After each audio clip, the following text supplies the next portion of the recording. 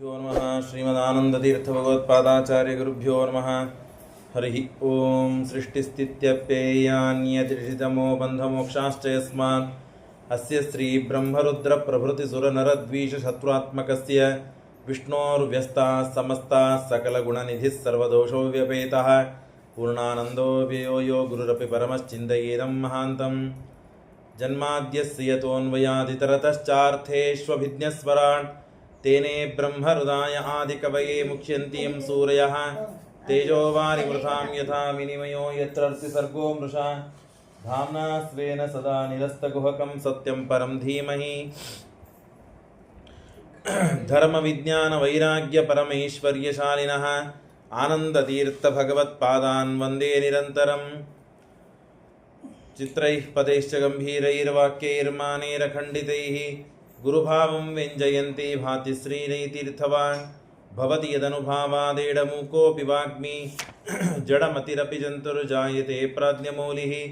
ಸಕಲವಚನಚೇತೋ ದೇವತಾ ಭಾರತೀ ಸಾ ಮಮ ವಚಸಿ ನಿಧತ್ತಾಂ ಸನ್ನಿಧಿಂ ಮಾನಸೇ ಚ. ನಮೋऽस्तु ತಾತ್ವಿಕಾ ದೇವಾಃ ವಿಷ್ಣುಭಕ್ತಿಪರಾಯಣಾಃ ಧರ್ಮಮಾರ್ಗೇ ಪ್ರೇರಯन्तु ಭವಂತಃ ಸರ್ವ ಏವ ಹಿ. ವಕ್ರತುಂಡ ಮಹಾಕಾಯ ಸೂರ್ಯಕೋಟಿ ಸಮಪ್ರಭ ನಿರ್ವಿಘ್ನಂ ಕುರು ಮೇ ದೇವ ಸರ್ವಕಾರ್ಯೇಷು ಸರ್ವದಾ. ನೌಮಿನ್ಯಾಯ ಸುಧಾಧಿಕೃಜ್ಜಯ ಮುನೀನ್ ಶ್ರೀಪಾದರಟ್ಸನ್ಮಣೀನ್ ವ್ಯಾಸಾರ್ಯಾನ್ ವಿವಿಧಾಗಮಬ್ಧಿವಿಹರಾನ್ ಶ್ರೀವಾದಿರಾಜಾನಪಿ ವಂದೇ ಹಂಸವರಾನ್ ರಘುತ್ತಮ ಗುರುನ್ ವೈದಧ್ಯವಾರಾನಿಧೀನ್.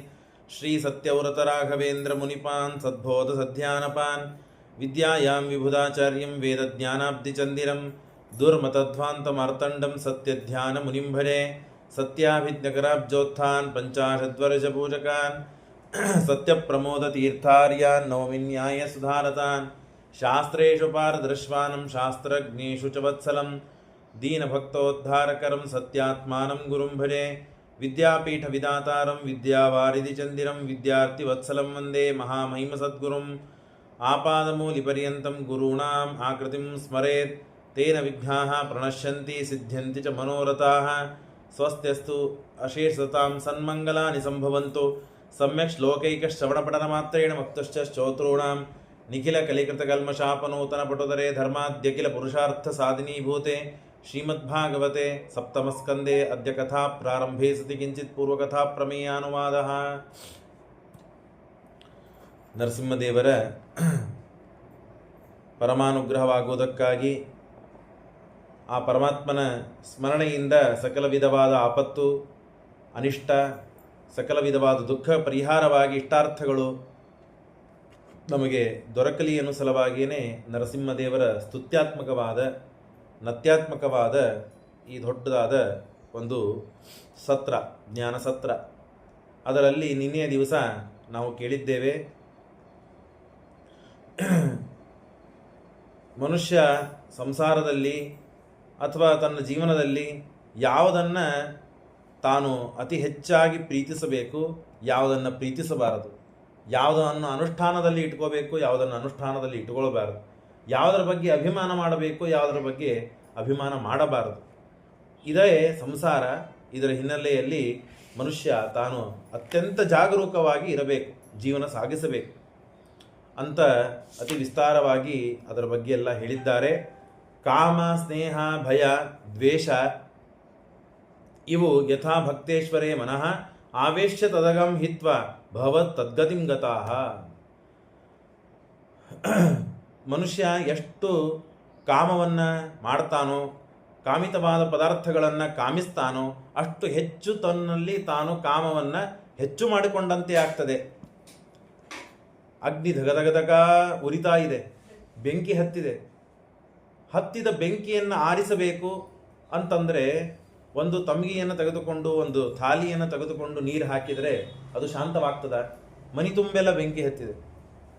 ಮನಿ ತುಂಬಿದ್ದ ಬೆಂಕಿಗೆ ಶಾಂತ ಮಾಡೋದಕ್ಕಾಗಿ ಒಂದು ತಂಬಿಗೆ ನೀರನ್ನು ಚೆಲ್ಲಿದರೆ ಶಾಂತವಾಗ್ತದ? ಆಗೋದಿಲ್ಲ. ಒಂದು ಕೊಡ ಚೆಲ್ಲಿದರೆ ಆಗ್ತದ? ಇಲ್ಲ. ಪೈಪ್ ಹಚ್ಚಿದಾಗ ಆಗೋದಿಲ್ಲ. ಅವಾಗ ಏನು ಮಾಡ್ಬೇಕು ನಾವು? ಆ ಬೆಂಕಿಯನ್ನು ಆರಿಸುವ ಪದಾರ್ಥವನ್ನು ಕರಿಸಿದಾಗ ಮಾತ್ರ ಬೆಂಕಿ ಆರ್ತದೆ. ಯಾವುದಕ್ಕೆ ಎಷ್ಟು ಸಾಧನ ಬೇಕೋ, ಯಾವುದಕ್ಕೆ ಎಷ್ಟು ತಪಸ್ಸು ಬೇಕೋ, ಯಾವುದಕ್ಕೆ ಎಷ್ಟು ಅನುಷ್ಠಾನ ಬೇಕೋ, ಶ್ರಮ ಇದೆಯೋ ಅಷ್ಟು ಶ್ರಮಪಟ್ಟಾಗಲೇ ಆ ವಸ್ತು ನಮಗೆ ದೊರಕ್ತದೆ. ಫಲ ಸಾಧನ ಬಹಳ ಬೇಕು.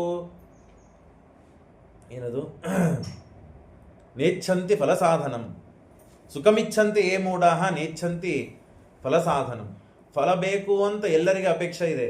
ಯಾವ ಸಾಧನೆ ಬೇಕು ಆ ಫಲಕ್ಕೆ ಅದನ್ನು ಮಾಡ್ಲಿಕ್ಕೆ ತಯಾರಿಲ್ಲ ಮನುಷ್ಯ.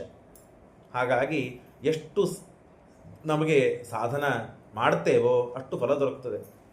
ಕಾಮಕ್ಕಾಗಿ ಕೂಡ ನಾವು ಸಾಧನೆ ಮಾಡ್ತೇವೆ, ಸಂಸಾರದಲ್ಲಿರುವ ಭೋಗಕ್ಕಾಗಿ ಸಾಧನೆ ಮಾಡುತ್ತೇವೆ. ಹಾಗಾಗಿ ಆ ಭೋಗ ನಮಗೆ ಸಿಗ್ತದೆ ಹೊರತು ಆ ಭೋಗದಿಂದ ಮುಕ್ತನಾಗಲಿಕ್ಕೆ ಬೇಕಾದ ಸಾಧನೆಗಳನ್ನು ಮಾಡೋದಿಲ್ಲ. ಹಾಗಾಗಿ ಭೋಗದಿಂದ ಮುಕ್ತನಾಗುವುದಿಲ್ಲ ಮನುಷ್ಯ. ಪುರಾಣಕ್ಕೆ ಸಪ್ತಮ ಸ್ಕಂದಕ್ಕೆ ಹೇಳುವ ಉದ್ದೇಶ ಏನು ಅಂದರೆ, ಕಾಮದ ಕಡೆಗೆ ಬಹಳ ಗಮನ ಕೊಡಬೇಡ್ರಿ, ಸ್ನೇಹದ ಕಡೆಗೆ ಬಹಳ ಗಮನ ಕೊಡಬೇಡ್ರಿ, ಭಯ ಕಡೆಗೂ ಗಮನ ಕೊಡಬೇಡ್ರಿ, ದ್ವೇಷದ ಕಡೆಗೂ ಗಮನ ಕೊಡಬೇಡ್ರಿ. ಇವೆಲ್ಲ ಸಂಸಾರದಲ್ಲಿ ಕಟ್ಟಿ ಹಾಕುವ ಪದಾರ್ಥಗಳು. ಇವೆಲ್ಲ ಕಾಮ, ಸ್ನೇಹ, ಭಯ, ಮೋಹ, ದ್ವೇಷ. ಒಬ್ಬ ಮನುಷ್ಯನನ್ನು ನಾವು ದ್ವೇಷ ಮಾಡ್ತಾ ಇದ್ವಿ ವಿನಾಕಾರಣ, ಯಾವುದೋ ಒಂದು ಕಾರಣದಿಂದಲೂ ದ್ವೇಷ ಮಾಡ್ತೇವೆ ಅಂತ ಅನ್ಕೋಣ. ಕಾರಣದಿಂದಾಗಲಿ ವಿನಾಕಾರಣದಿಂದಾಗಲಿ ದ್ವೇಷ ಮಾಡ್ತಾ ಇದ್ದೇವೆ ಅಂತಂದರೆ ಆ ದ್ವೇಷ ಎಲ್ಲಿ ಹೋಗಿ ಮುಗೀತದೆ? ಮುಗಿಲಿಕ್ಕೆ ದ್ವೇಷ ಅಲ್ಲ, ದ್ವೇಷಕ್ಕಾಗಿ ದ್ವೇಷ. ಯಾವ ದ್ವೇಷವನ್ನು ಮಾಡಿದರೂ ಆ ದ್ವೇಷ ಮುಗೀತದೆ ಅಂತಲ್ಲ. ಅವನನ್ನು 10 ಮಂದಿ ಮುಂದೆ ಬೈದು ಅವಮಾನ ಮಾಡಿದ್ದಾನೆ. ಏನಾದರೂ ಅವನಿಗೆ ನಾನು 10 ಮಂದಿ ಮುಂದೆ ತಿರಸ್ಕಾರ ಅವಮಾನಗಳ ಮಾಡಿದಾಗಲೇ ನನಗೆ ಸಮಾಧಾನ ಅಂತ ಹೇಳಿ ಆ ಪ್ರಸಂಗವನ್ನು ಸಮಯವನ್ನು ಕಾಯ್ತಾ ಕೂತಿರ್ತಾನೆ. ಅದಕ್ಕಾಗಿ ಎಲ್ಲ ಪೂರ್ವ ಸಿದ್ಧತೆಗಳನ್ನು ಮಾಡಿಕೊಳ್ತಾನೆ. ಏನು ಮಾಡಿದರೆ ತನಗೆ ಸಮಾಧಾನವೋ ಅದಕ್ಕೆಲ್ಲ ವಿಚಾರ ಮಾಡ್ತಾ ಇರ್ತಾನೆ. ಸಮಯ ವ್ಯರ್ಥ ಮಾಡಿಕೊಳ್ತಾನೆ. ಅವನು ಮಾಡ್ತಾನೆ, ಮತ್ತೆ ತಿರ್ಗ ಅವನೇ ಮಾಡ್ತಾನೆ. ಅವನು ಪರಸ್ಪರವಾಗಿ ದ್ವೇಷ ಬೆಳೀತಾ ಹೋಗ್ತದೆ.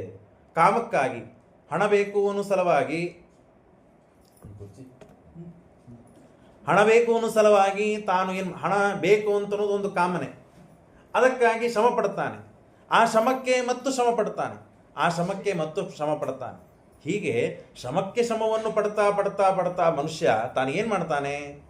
ಕಾಮಕ್ಕಾಗಿ ಬೇಕಾದ ಎಲ್ಲ ಸಹಕರಣೆಗಳನ್ನು ಸೇರಿಸಿಕೊಂಡು ತಾನು ಕಾಮವನ್ನು ಸಾಧಿಸಿದೆ ಅಂತ ಮನುಷ್ಯ ತಾನು ಹೆಮ್ಮೆಯಿಂದ ಇರಲಿಕ್ಕೆ ಸಾಧ್ಯವಾ? ಇರಬಾರದು ಅಂತ. ಇರಬಾರದು, ಇರಲಿಕ್ಕೆ ಸಾಧ್ಯವೂ ಇಲ್ಲ. ಇನ್ನು ಭಯ, ಮನುಷ್ಯನಿಗೆ ಯಾವುದರಿಂದ ಭಯ ಇಲ್ಲ? ಎಲ್ಲ ಪದಾರ್ಥಗಳಿಂದಲೂ ಮನುಷ್ಯನಿಗೆ ಭಯ ಇದೆ. ಹಣದಿಂದ ಭಯ ಇದೆ. ಇವತ್ತು ಮನುಷ್ಯ ಆರಾಮ್ ಖಾಲಿ ಕೂತಿದ್ದಾನೆ ಅಂದರೆ ಹಣ ಇಲ್ಲ ಅಂತ ಅರ್ಥ. ಒಂದು ಬ್ಯಾಗದಲ್ಲಿ ಅಥವಾ ತನ್ನ ಚೀಲದಲ್ಲಿ ಹಣವನ್ನು ಹಾಕಿಕೊಂಡು ಬ್ಯಾಂಕ್ದಲ್ಲಿ ಜಮಾ ಮಾಡಲಿಕ್ಕೆ ಹೊರಟಿದ್ದಾನೆ. ಹೋಗೋವರೆಗೆ ಅವನಿಗೆ ಭಯ ಇರ್ತದೆ. ಏನೋ ಲಾಟ್ರಿ ಹತ್ತಿದೆ, ಹಣ ಭಯಂಕರ ಬಂತು, ಅದನ್ನು ಮುಚ್ಚಿ ಇಟ್ಟುಕೊಂಡು ಯಾರಿಗೂ ಗೊತ್ತಿಲ್ಲದಿದ್ದಂತೆ ಮನೆಯಲ್ಲಿ ತಂದಿಡ್ತಾನೆ. ಮೇಲಿಂದ ಮೇಲೆ ಹೋಗಿ ಕಪಾಟ ತೆಗೆದು ನೋಡ್ತಿರ್ತಾನೆ, ಅದನೋ ಇಲ್ಲೋ. ಅದೇ ಮನುಷ್ಯನಿಗೆ ಹಣನೇ ಇದ್ದಿದ್ದಿಲ್ಲ ಅಂದರೆ ಭಯ ಇಲ್ಲ. ಹಣದಿಂದಲೂ ಭಯ ಇದೆ, ಸುಂದರವಾದ ಪದಾರ್ಥಗಳಿಂದಲೂ ಭಯವಿದೆ, ಅಪರೂಪ ವಸ್ತುಗಳಿಂದ ಭಯವಿದೆ. ಯಾವ ಪದಾರ್ಥದಿಂದ ಭಯ ಇಲ್ಲ ಅಂತಿಲ್ಲ ಮನುಷ್ಯನಿಗೆ. ಹಾಗಾಗಿ ಆ ಪದಾರ್ಥವನ್ನು ನಾವು ರಕ್ಷಣೆ ಮಾಡಲಿಕ್ಕೆ ಬೇಕಾದೆಲ್ಲ ವ್ಯವಸ್ಥೆಗಳನ್ನು ಮಾಡಿಕೊಳ್ತೇವೆ. ನಮಗೆ ಈ ವ್ಯವಸ್ಥೆ ಮಾಡ್ಕೊಳ್ಳಿಕ್ಕೆ ಬರುವುದಿಲ್ಲ, ಆ ಪದಾರ್ಥನೇ ಬೇಡ ಅಂತ ಅಲ್ಲಿಗೆ ಬರುವುದಿಲ್ಲ. ಅದನ್ನು ಮಾಡಿದ ಮನುಷ್ಯ ಅಂದರೆ ಗೆದ್ದ ಅಂತ ಅರ್ಥ. ಇದು ಭಯದಿಂದ ಆಗುವಂತಹ ನಮಗೆ ಸಮಸ್ಯೆ. ಕಾಮ, ಸ್ನೇಹ, ಭಯ, ದ್ವೇಷ, ಯಥಾತ್ಮ ಇವೆಲ್ಲವನ್ನೂ ಕೂಡ ದೇವರಿಗೆ ಅರ್ಪಣೆ ಮಾಡಿಬಿಟ್ಟರೆ ಯಾವುದರಿಂದಲೂ ಭಯವಿಲ್ಲ. ಕಾಮವನ್ನು ದೇವರನ್ನು ನೋಡಬೇಕು, ದೇವರನ್ನು ಕಾಣಬೇಕು, ದೇವರನ್ನು ಆರಾಧಿಸಬೇಕು, ದೇವರನ್ನು ಸ್ತೋತ್ರ ಮಾಡಬೇಕು, ದೇವರನ್ನು ಅಭಿಷೇಕ ಮಾಡಬೇಕು, ದೇವರಿಗೆ ನೈವೇದ್ಯ ಹಾಕಬೇಕು, ಬ್ರಾಹ್ಮಣರಿಗೆ, ಅತಿಥಿಗಳಿಗೆ, ದಂಪತಿಗಳಿಗೆ ಊಟಕ್ಕೆ ಹಾಕಬೇಕು, ಇತ್ಯಾದಿಗಳನ್ನು ಕಾಮನೆಗಳನ್ನು ಇಡ್ತಾ ಹೋದ್ವಿ ಅಂತ ಆದರೆ ಆ ಕಾಮನೆ ನಮಗೆ 1ಕ್ಕೆ 2ಕ್ಕೆ ಸಾಕಾಗಿ ಹೋಗ್ಬಿಡುತ್ತದೆ. ನಮ್ಮ ಸಲುವಾಗಿ ಕಾಮನೆಗಳು ಎಂದು ಸಾಕಾಗುವುದಿಲ್ಲ. ವಿಪರೀತ ಆಗಬೇಕು ಮನುಷ್ಯನಿಗೆ ಅಂತ ಹೇಳ್ತದೆ ಶಾಸ್ತ್ರ. ದೇವರ ಸಲುವಾಗಿ ಕಾಮನೆಗಳು ಹೆಚ್ಚಾಗಬೇಕು. ಸ್ನೇಹ, ಹೆಂಡತಿಯಲ್ಲಿ, ಮಕ್ಕಳಲ್ಲಿ, ಹಣದ ಮೇಲೆ, ಮನಿ ಮೇಲೆ, ಬಂಧುಗಳ ಮೇಲೆ ಹೆಚ್ಚು ಸ್ನೇಹ ಬೆಳೀತದೆ. ಈ ಸ್ನೇಹವು ಕಮ್ಮಿ ಆಗಬೇಕು. ದೇವರಲ್ಲಿ ಸ್ನೇಹ ಹೆಚ್ಚಾಗಬೇಕು. ಯಾವುದರಿಂದ ಮನುಷ್ಯ ತಾನು ಮೇಲೆ ಬರಬೇಕಾಗಿದೆ, ಸಂಸಾರದಿಂದ ದಾಟಬೇಕಾಗಿದೆ, ಆ ಸಂಸಾರಕ್ಕೆ ಬೇಕಾದದ್ದು ಸ್ನೇಹ, ಸಂಸಾರ ತ್ಯಾಗಕ್ಕೆ ಬೇಕಾದದ್ದು ದೇವರ ಮೇಲೆ ಸ್ನೇಹ. ಎರಡೂ ಒಂದೇ. ಸ್ನೇಹ ಎಲ್ಲಿ ಮಾಡ್ತೀರಿ ಆ ಸ್ಥಾನ ನಿಮಗೆ ಕೊಡ್ತದೆ. ಬಂಧು ಬಾಂಧವರ ಮೇಲೆ, ಹೆಂಡತಿ ಮಕ್ಕಳ ಮೇಲೆ, ಆಸ್ತಿ ಸಂಪತ್ತು ಮೇಲೆ ಸ್ನೇಹ ಮಾಡಿದ್ರ ಹಾಗಾದರೆ ಸಂಸಾರದಲ್ಲಿ ಬೀಳಿ. ಯಾಕೆ? ನೀವು ಅವ್ರ ಸಲುವಾಗಿ ಸ್ನೇಹ ಮಾಡಿದ್ದೀರಿ. ಸಂಸಾರ ಅಂದರೆ ಹೆಂಡತಿ, ಸಂಸಾರ ಅಂದರೆ ಮಕ್ಕಳು, ಸಂಸಾರ ಅಂದರೆ ಹಣ. ಹಾಗಾಗಿ ಅವ್ರ ಮೇಲೆ ನೀವು ಸ್ನೇಹ ಮಾಡಿದ್ದೀರಿ, ಹಾಗಾಗಿ ನಿಮಗೆ ಅದನ್ನೇ ಕೊಡ್ತೀನಿ ದೇವರಂತಾನೆ. ನನ್ನ ಮೇಲೆ ನೀವು ಸ್ನೇಹ ಮಾಡಿದ್ದೀರಿ, ಅದರಿಂದ ಎಲ್ಲವನ್ನ ಬಿಡಿಸಿ ನಾನು ನನ್ನ ಹತ್ರ ಕರ್ಕೊಳ್ತೇನೆ ಅಂತ. ಒಂದೇ ಸ್ನೇಹ ಎರಡೂ ಕೆಲಸ ಮಾಡುತ್ತದೆ, ಒಂದೇ ದ್ವೇಷ ಎರಡೂ ಕೆಲಸ ಮಾಡುತ್ತದೆ. ದೇವರಿಂದ ಇತರವಾದ ಪದಾರ್ಥಗಳಲ್ಲಿ ನಮಗೆ ದ್ವೇಷ ಬರಬೇಕು. ಒಳ್ಳೆ ಪದಾರ್ಥಗಳನ್ನು ನೋಡಿದ್ರೆ ಛೀ ಅಂತ ನಮಗೆ ಭಾವನೆ ಬರಬೇಕು, ಥೂ ಅಂತ ಭಾವನೆ ಬರಬೇಕು. ಇದನ್ನ ನಾನು ಸ್ವೀಕಾರ ಮಾಡುತ್ತಾ ಇದ್ದೇನೆ, ದೇವರಿಗೆ ಅರ್ಪಣೆ ಮಾಡದೇನೆ, ದೇವರಿಗೆ ಹಾಕದೇನೆ ನಾನು ಹಾಕೊಳ್ತಾ ಇದ್ದೇನೆ. ದೇವರಿಗೆ ಒಂದು ದಿವಸ, ದೇವರಿಗೆ ಯಾರಾದರೂ ಕೈ ಎತ್ತಿ ಹೇಳ್ತೀರಾ? ಒಂದು ದೇವರ ಪ್ರತಿಮಾಗೆ ಮಡಿ ಉಡಿಸಿದ್ದೀರಾ? ದೇವರ ಪ್ರತಿಮಾಗೆ ಒಂದು ಧೋತ್ರ ಉಡಿಸಿದ್ದೀರಾ? ದೇವರ ಪ್ರತಿಮಾಗೆ ಒಂದು ಮತ್ತೇನಂದ್ರೆ ಶಲ್ಯ ಹೊತ್ತಿಸಿದ್ದೀರಾ? ಇಲ್ಲ. ನಮ್ಮ ಪ್ರತಿಮಾಗಳೇ ಇಟ್ಟಿರ್ತದೆ ಮನೆಯಲ್ಲಿ. ದೊಡ್ಡ ಪ್ರತಿಮಾ ಇದೆಯಪ್ಪ, ಅದಕ್ಕೆ ಹೊತ್ತಿಸಿದ್ದೀವಿ ಅಂದ್ರೆ ಎಷ್ಟು ಸತಿ ಹೊತ್ತಿಸಿದ್ದೇವೆ ನಾವು? ಎಷ್ಟು ಬಾರಿ ನಮ್ಮದು ಭಾರಿ ಭಾರಿ ಧೋತ್ರಗಳನ್ನು ಉಟ್ಕೊಂಡಿದ್ದೇವೆ, ಭಾರಿ ಮಡಿಗಳನ್ನು ಹಾಕಿಕೊಂಡಿದ್ದೇವೆ, ಭಾರಿ ಬಟ್ಟೆಗಳನ್ನು ಹಾಕಿಕೊಂಡಿದ್ದೇವೆ, ಆಭರಣಗಳನ್ನು ಹಾಕಿಕೊಂಡಿದ್ದೇವೆ. ನಮ್ಮನ್ನು ನಾವು ಎಷ್ಟು ಚೆಂದಾಗಿ ತಯಾರು ಮಾಡಿಕೊಂಡಿದ್ದೇವೆ. ಅಂದಮೇಲೆ ನಮ್ಮ ದೇವರಿಗಿಂತ ಹೆಚ್ಚು ಪ್ರೀತಿ ನಮ್ಮ ಮೇಲೆ ನಮಗೆ ಇದೆ ಅಂತ ಅರ್ಥ ಆಯಿತು. ಹಾಗಾದರೆ ಬೀಳು ಅಂತಾನ ದೇವರು. ಹಾಗಾಗಿ ಎರಡೂ ಪದಾರ್ಥ, ಒಂದೇ ಒಂದು ಪದಾರ್ಥ ಎರಡೂ ಕಡೆಗೆ ಗಮನ ಕೊಡುತ್ತದೆ. ನೀವು ಎಷ್ಟು ಸ್ನೇಹ, ಭಯನೂ ಅಷ್ಟೇ. ದ್ವೇಷವನ್ನು ಮಾಡುವುದಾದರೂ ದೇವರಿಂದ, ದೇವರ ಹತ್ತಿರ ಹೋಗಬೇಕಾದ ಯಾವ ಪದಾರ್ಥದಿಂದ ನಮಗೆ ವಿಘ್ನ ಬರ್ತದೆ, ಸಂಸಾರದಲ್ಲಿರುವ ಪದಾರ್ಥಗಳಿಂದ, ಅದರ ಮೇಲೆ ದ್ವೇಷ ಬರಬೇಕು. ಒಳ್ಳೆ ಪದಾರ್ಥಗಳ ಮೇಲೆ ದ್ವೇಷ ಬರಬೇಕು. ಅಂದಾಗ ದೇವರು ನಮಗೆ ಪ್ರೀತನಾಗ್ತಾನೆ, ದೇವರು ನಮಗೆ ಹತ್ತಿರ ಆಗ್ತಾನೆ. ಭಯನೂ ಅಷ್ಟೇ, ದೇವರಲ್ಲಿ ಭಯ ಬರುತ್ತದೆ. ಈ ಕರ್ಮವನ್ನು ಮಾಡದೇ ಇದ್ದರೆ ನಮಗೆ ಭಯ, ಆ ಕರ್ಮವನ್ನು ಮಾಡದೇ ಇದ್ದರೆ ಭಯ. ಹಾಗಾಗಿ ಆ ಭಯದಲ್ಲೂ ಹಾಗೆ ಭಕ್ತೇಶ್ವರ ಮನಃ, ಇವೆಲ್ಲವನ್ನು ದೇವರಿಗೆ ಸಮರ್ಪಣೆ ಮಾಡಿದ್ವಿ ಅಂತ ಆದರೆ ಅವಶ್ಯವಾಗಿ ಪರಮಾತ್ಮ ನಮಗೆ ಅನುಗ್ರಹ ಮಾಡುತ್ತಾನೆ. ಆವೇಶ್ಯ ತದಗಂ ಹಿತ್ವ ಭವ ಸದ್ಗತಿಂ ಗತಾಃ ಗೋಪ್ಯ ಕಾಮಾತ್ ಭಯಾತ್ ಕಂಸಾನ್. ಅಲ್ಲರಿ ಅಂದ್ರೆ ನೀವು ಕಾಮವನ್ನು ಮಾಡೋದ್ರಿಂದ ಮತ್ತು ಯಾರು ಉದ್ಧಾರ ಆಗಿದ್ದಾರೆ? ಗೋಪಿಕಾಸ್ತ್ರೀಯರಿದ್ದಾರೆ, ದೇವರನ್ನೇ ಕಾಮಿಸಿದರು, ದೇವರಲ್ಲೇ ಭಕ್ತಿ ಮಾಡಿದರು, ಹಾಗಾಗಿ ತಾವು ಮತ್ತು ಉದ್ಧಾರ ಆಗಿದ್ದಾರೆ. ಭಯಾತ್ ಕಂಸಃ, ಕಂಸ ಇದ್ದಾನೆ. ಕೃಷ್ಣ ಯಾವಾಗ ಹುಟ್ಟುತ್ತಾನೆ, ಯಾವಾಗ ಆಕಾಶವಾಣಿ ಆಯ್ತಲ್ಲ ಅವತ್ತಿನಿಂದಲೂ ಅವನಿಗೆ ಭಯವೇ ಹುಟ್ಟಿದೆ ಕಂಸನಿಗೆ. ಅದರೊಳಗೂ 8ನೇ ಅಷ್ಟಮ ಗರ್ಭ ಹುಡ್ತಾ ಇದ್ದೆ ಅಂತ ಸುದ್ದಿ ಗೊತ್ತಾಯಿತು ಕೂಡಲೇನೆ ಅವನಿಗೆ ಭಯ ಶುರುವಾಗಿದೆ. ಅವನಲ್ಲಿದ್ದಂತಹ ಭೃಗು ಋಷಿಗಳು, ಕಂಸ ಸತ್ತ, ಕಂಸನಲ್ಲಿ ಇರುವಂತಹ ಭೃಗು ಋಷಿಗಳು ನಾವು ಉತ್ತಮ ಗತಿಯನ್ನು ಪಡೆದಿದ್ದಾರೆ. ಇನ್ನು ಚೈದ್ಯ ಈಗ ನಾವು ಬೇಕಾದಂತಹ ಶಿಶುಪಾಲ, ಅವನು ಕೂಡ ಮತ್ತು ದ್ವೇಷದಿಂದ ಪರಮಾತ್ಮನಿಗೆ ಹೊಂದಿದ್ದಾನೆ. ಹಾಗಾಗಿ ಕಾಮ, ಭಯ, ದ್ವೇಷ, ಸ್ನೇಹ ಇವೆಲ್ಲವೂ ದೇವರಿಗೆ ಸಮರ್ಪಣೆ ಮಾಡಿದರೆ ನಮಗೆ ದೇವರು ತನ್ನ ಗತಿಯನ್ನು ಕೊಡ್ತಾನೆ, ತಮ್ಮ ಲೋಕವನ್ನು ಕೊಡ್ತಾನೆ. ಬಂಧಾತ್ ಕೃಷ್ಣಾದಯ, ನನ್ನ ಬಂಧವರು, ನನ್ನ ಬಂಧು, ನನ್ನ ಆಪ್ತ ಮಿತ್ರ ಅಂತ ಹೇಳಿ ಎಲ್ಲ ಯಾದವರು ಕೃಷ್ಣನನ್ನು ತಿಳಿದುಕೊಂಡಿದ್ದಾರೆ. ಹಾಗಾಗಿ ಯಾದವರೆಲ್ಲ ಮತ್ತು ಮುಕ್ತಿಯನ್ನು ಪಡೆದಿದ್ದಾರೆ. ಯೂಯಂ ಭಕ್ತ ವಯಂ ವಿಭೋಹೋ, ಇದರಲ್ಲಿ ನಾವು ಆರಿಸಿಕೊಳ್ಳಬೇಕಾದ ಪದಾರ್ಥ ಯಾವುದು ಅಂತ ನಾವೇ ನಿರ್ಣಯ ಮಾಡಿಕೊಳ್ಳಬೇಕು. ನಾವು ಬಂಧು ಬಾಂಧವರಲ್ಲಿ ಸಂಸಾರದಲ್ಲಿ ಸ್ನೇಹ ಮಾಡಿದ್ವಿ ಅಂತಂದರೆ ದೇವರು ನಮಗೆ ಸಂಸಾರ ಕೊಡ್ತಾನೆ. ದ್ವೇಷ, ನಾವು ನಮ್ಮ ಬಂಧು ಬಾಂಧವರಲ್ಲೇ ದ್ವೇಷ ಮಾಡ್ತೇವೆ, ಅಪ್ಪ ಅಮ್ಮ ತಂದೆ ತಾಯಿಗಳಲ್ಲಿ ದ್ವೇಷ, ಹೆಂಡತಿ ಮಕ್ಕಳಲ್ಲಿ ದ್ವೇಷ ಮಾಡ್ತೇವೆ. ಈಗಂತೂ ಬಹಳ ವಿಚಿತ್ರ ನಡೆದಿದೆ. ಆಸ್ತಿ ಪಾಸ್ತಿ ಅದು ಇದು ಬಂತು ಅಂದರೆ ತಂದೆ ತಾಯಿಗಳ ಮೇಲೆ ದ್ವೇಷ, ಎಲ್ಲ ಬಹಳ ಬಿಚ್ಚು ಮಾತಾಡೋಂಗಿಲ್ಲ. ಹಾಗಾಗಿ ಅದರ ಮೇಲೆ ದ್ವೇಷ ಮಾಡಬೇಕು, ಯಾವುದರ ಮೇಲೆ ಸ್ನೇಹ ಮಾಡಬೇಕು, ಯಾವುದರ ಮೇಲೆ ಕಾಮಿಸಬೇಕು, ಯಾವುದರ ಬಗ್ಗೆ ತ್ಯಜಿಸಬೇಕು. ಇದನ್ನು ನಾವು ಶಾಸ್ತ್ರ ಹೇಳಿದ ಪ್ರಕಾರ ನಡೆದರೆ ನಾವು ಸುಖವಾಗಿ ಇರ್ತೇವೆ, ನಮ್ಮದಾಗಿ ನಮ್ಮದು ಉಳಿತದೆ, ಇಲ್ಲದೇ ಇದ್ದರೆ ಏನೂ ಉಳಿಯುವುದಿಲ್ಲ ಅಂತ ಹೇಳ್ತಾರೆ. ಕೀದೃಶ ಕಸ್ಯವ ಶಾಪಃ ಹರಿದಾಸಾಭಿರ್ವರ್ಧನಃ ಅಶ್ರದ್ಧೇವ ಇವ ಭಾತಿ ಹರೇರೇಕಾಂತಿನಂ ಭವಃ. ಶಾಪ, ಕ್ರೋಧ ಇವೆಲ್ಲ ಯಾರಿಗಾಗ್ತದೆ? ದೇವರ ಭಕ್ತರಿಗೆ ಎಂದರಿಗಾದರೂ ಶಾಪ ಕೊಡ್ತಾರ?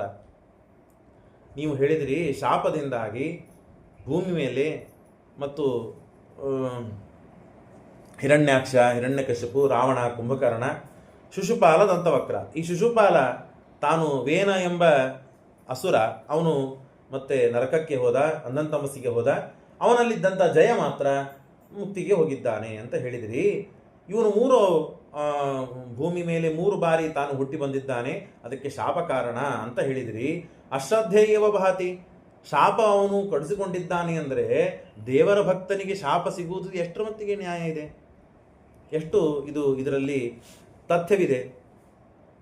ಯಾಕೆ ಹೀಗಾಯಿತು ಅದಕ್ಕೇನಾದರೂ ಕಾರಣ ಇದೆಯಾ ಹೇಳ್ತೀರಾ ಅಂದರೆ ಅದಕ್ಕೆ ಹೇಳ್ತಾರೆ, ದೇಹೇಂದ್ರಿಯ ಅಸೂಹೀನಾಂ ವೈಕುಂಠ ಪ್ರವಾಸಿನಾಂ ದೇಹ ಸಂಬಂಧ ಏತದ್ ಆಖ್ಯಾತು ಅರ್ಹಸಿ.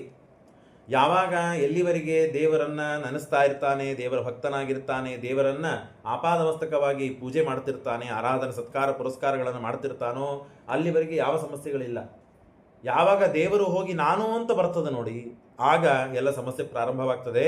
ನಾನು ದೇವರ ಭಕ್ತ, ಬೇರೆ ಬಗ್ಗೆ ಅಹಂಕಾರ ಗರ್ವಗಳಿಲ್ಲ, ಅವನಕ್ಕಿಂತ ನಾನು ಉತ್ತಮ ಅಂತಲ್ಲ, ದೇವರ ಭಕ್ತ ಉಳಿದೆಲ್ಲ ಭಕ್ತರಿಗಿಂತ ನಾನು ದೇವರ ಭಕ್ತ ಹೆಚ್ಚು. ಎಲ್ಲ ದೇವರ ಭಕ್ತರಿದ್ದಾರೆ, ಎಲ್ಲರೂ ದೇವರನ್ನ ಪ್ರೀತಿ ಮಾಡ್ತಾರೆ, ಎಲ್ಲರೂ ದೇವರನ್ನ ಸ್ತೋತ್ರ ಮಾಡ್ತಾರೆ, ಎಲ್ಲರೂ ದೇವರನ್ನ ಭಕ್ತಿ ಮಾಡ್ತಾರೆ, ಆದರೆ ನನ್ನಷ್ಟು ಯಾರು ಮಾಡುವುದಿಲ್ಲ ಅಂತೂ ಬಂತು ಅಂತಾದಾಗ ಈ ಶಾಪ ಸಿಕ್ಕಿದೆ ಅವನಿಗೆ. ಏನಾಯಿತು ಅಂದರೆ, ಏಕದ ಬ್ರಹ್ಮಣ ಪುತ್ರ ವಿಷ್ಣು ಲೋಕಂ ಯದೃಚ್ಛಯ.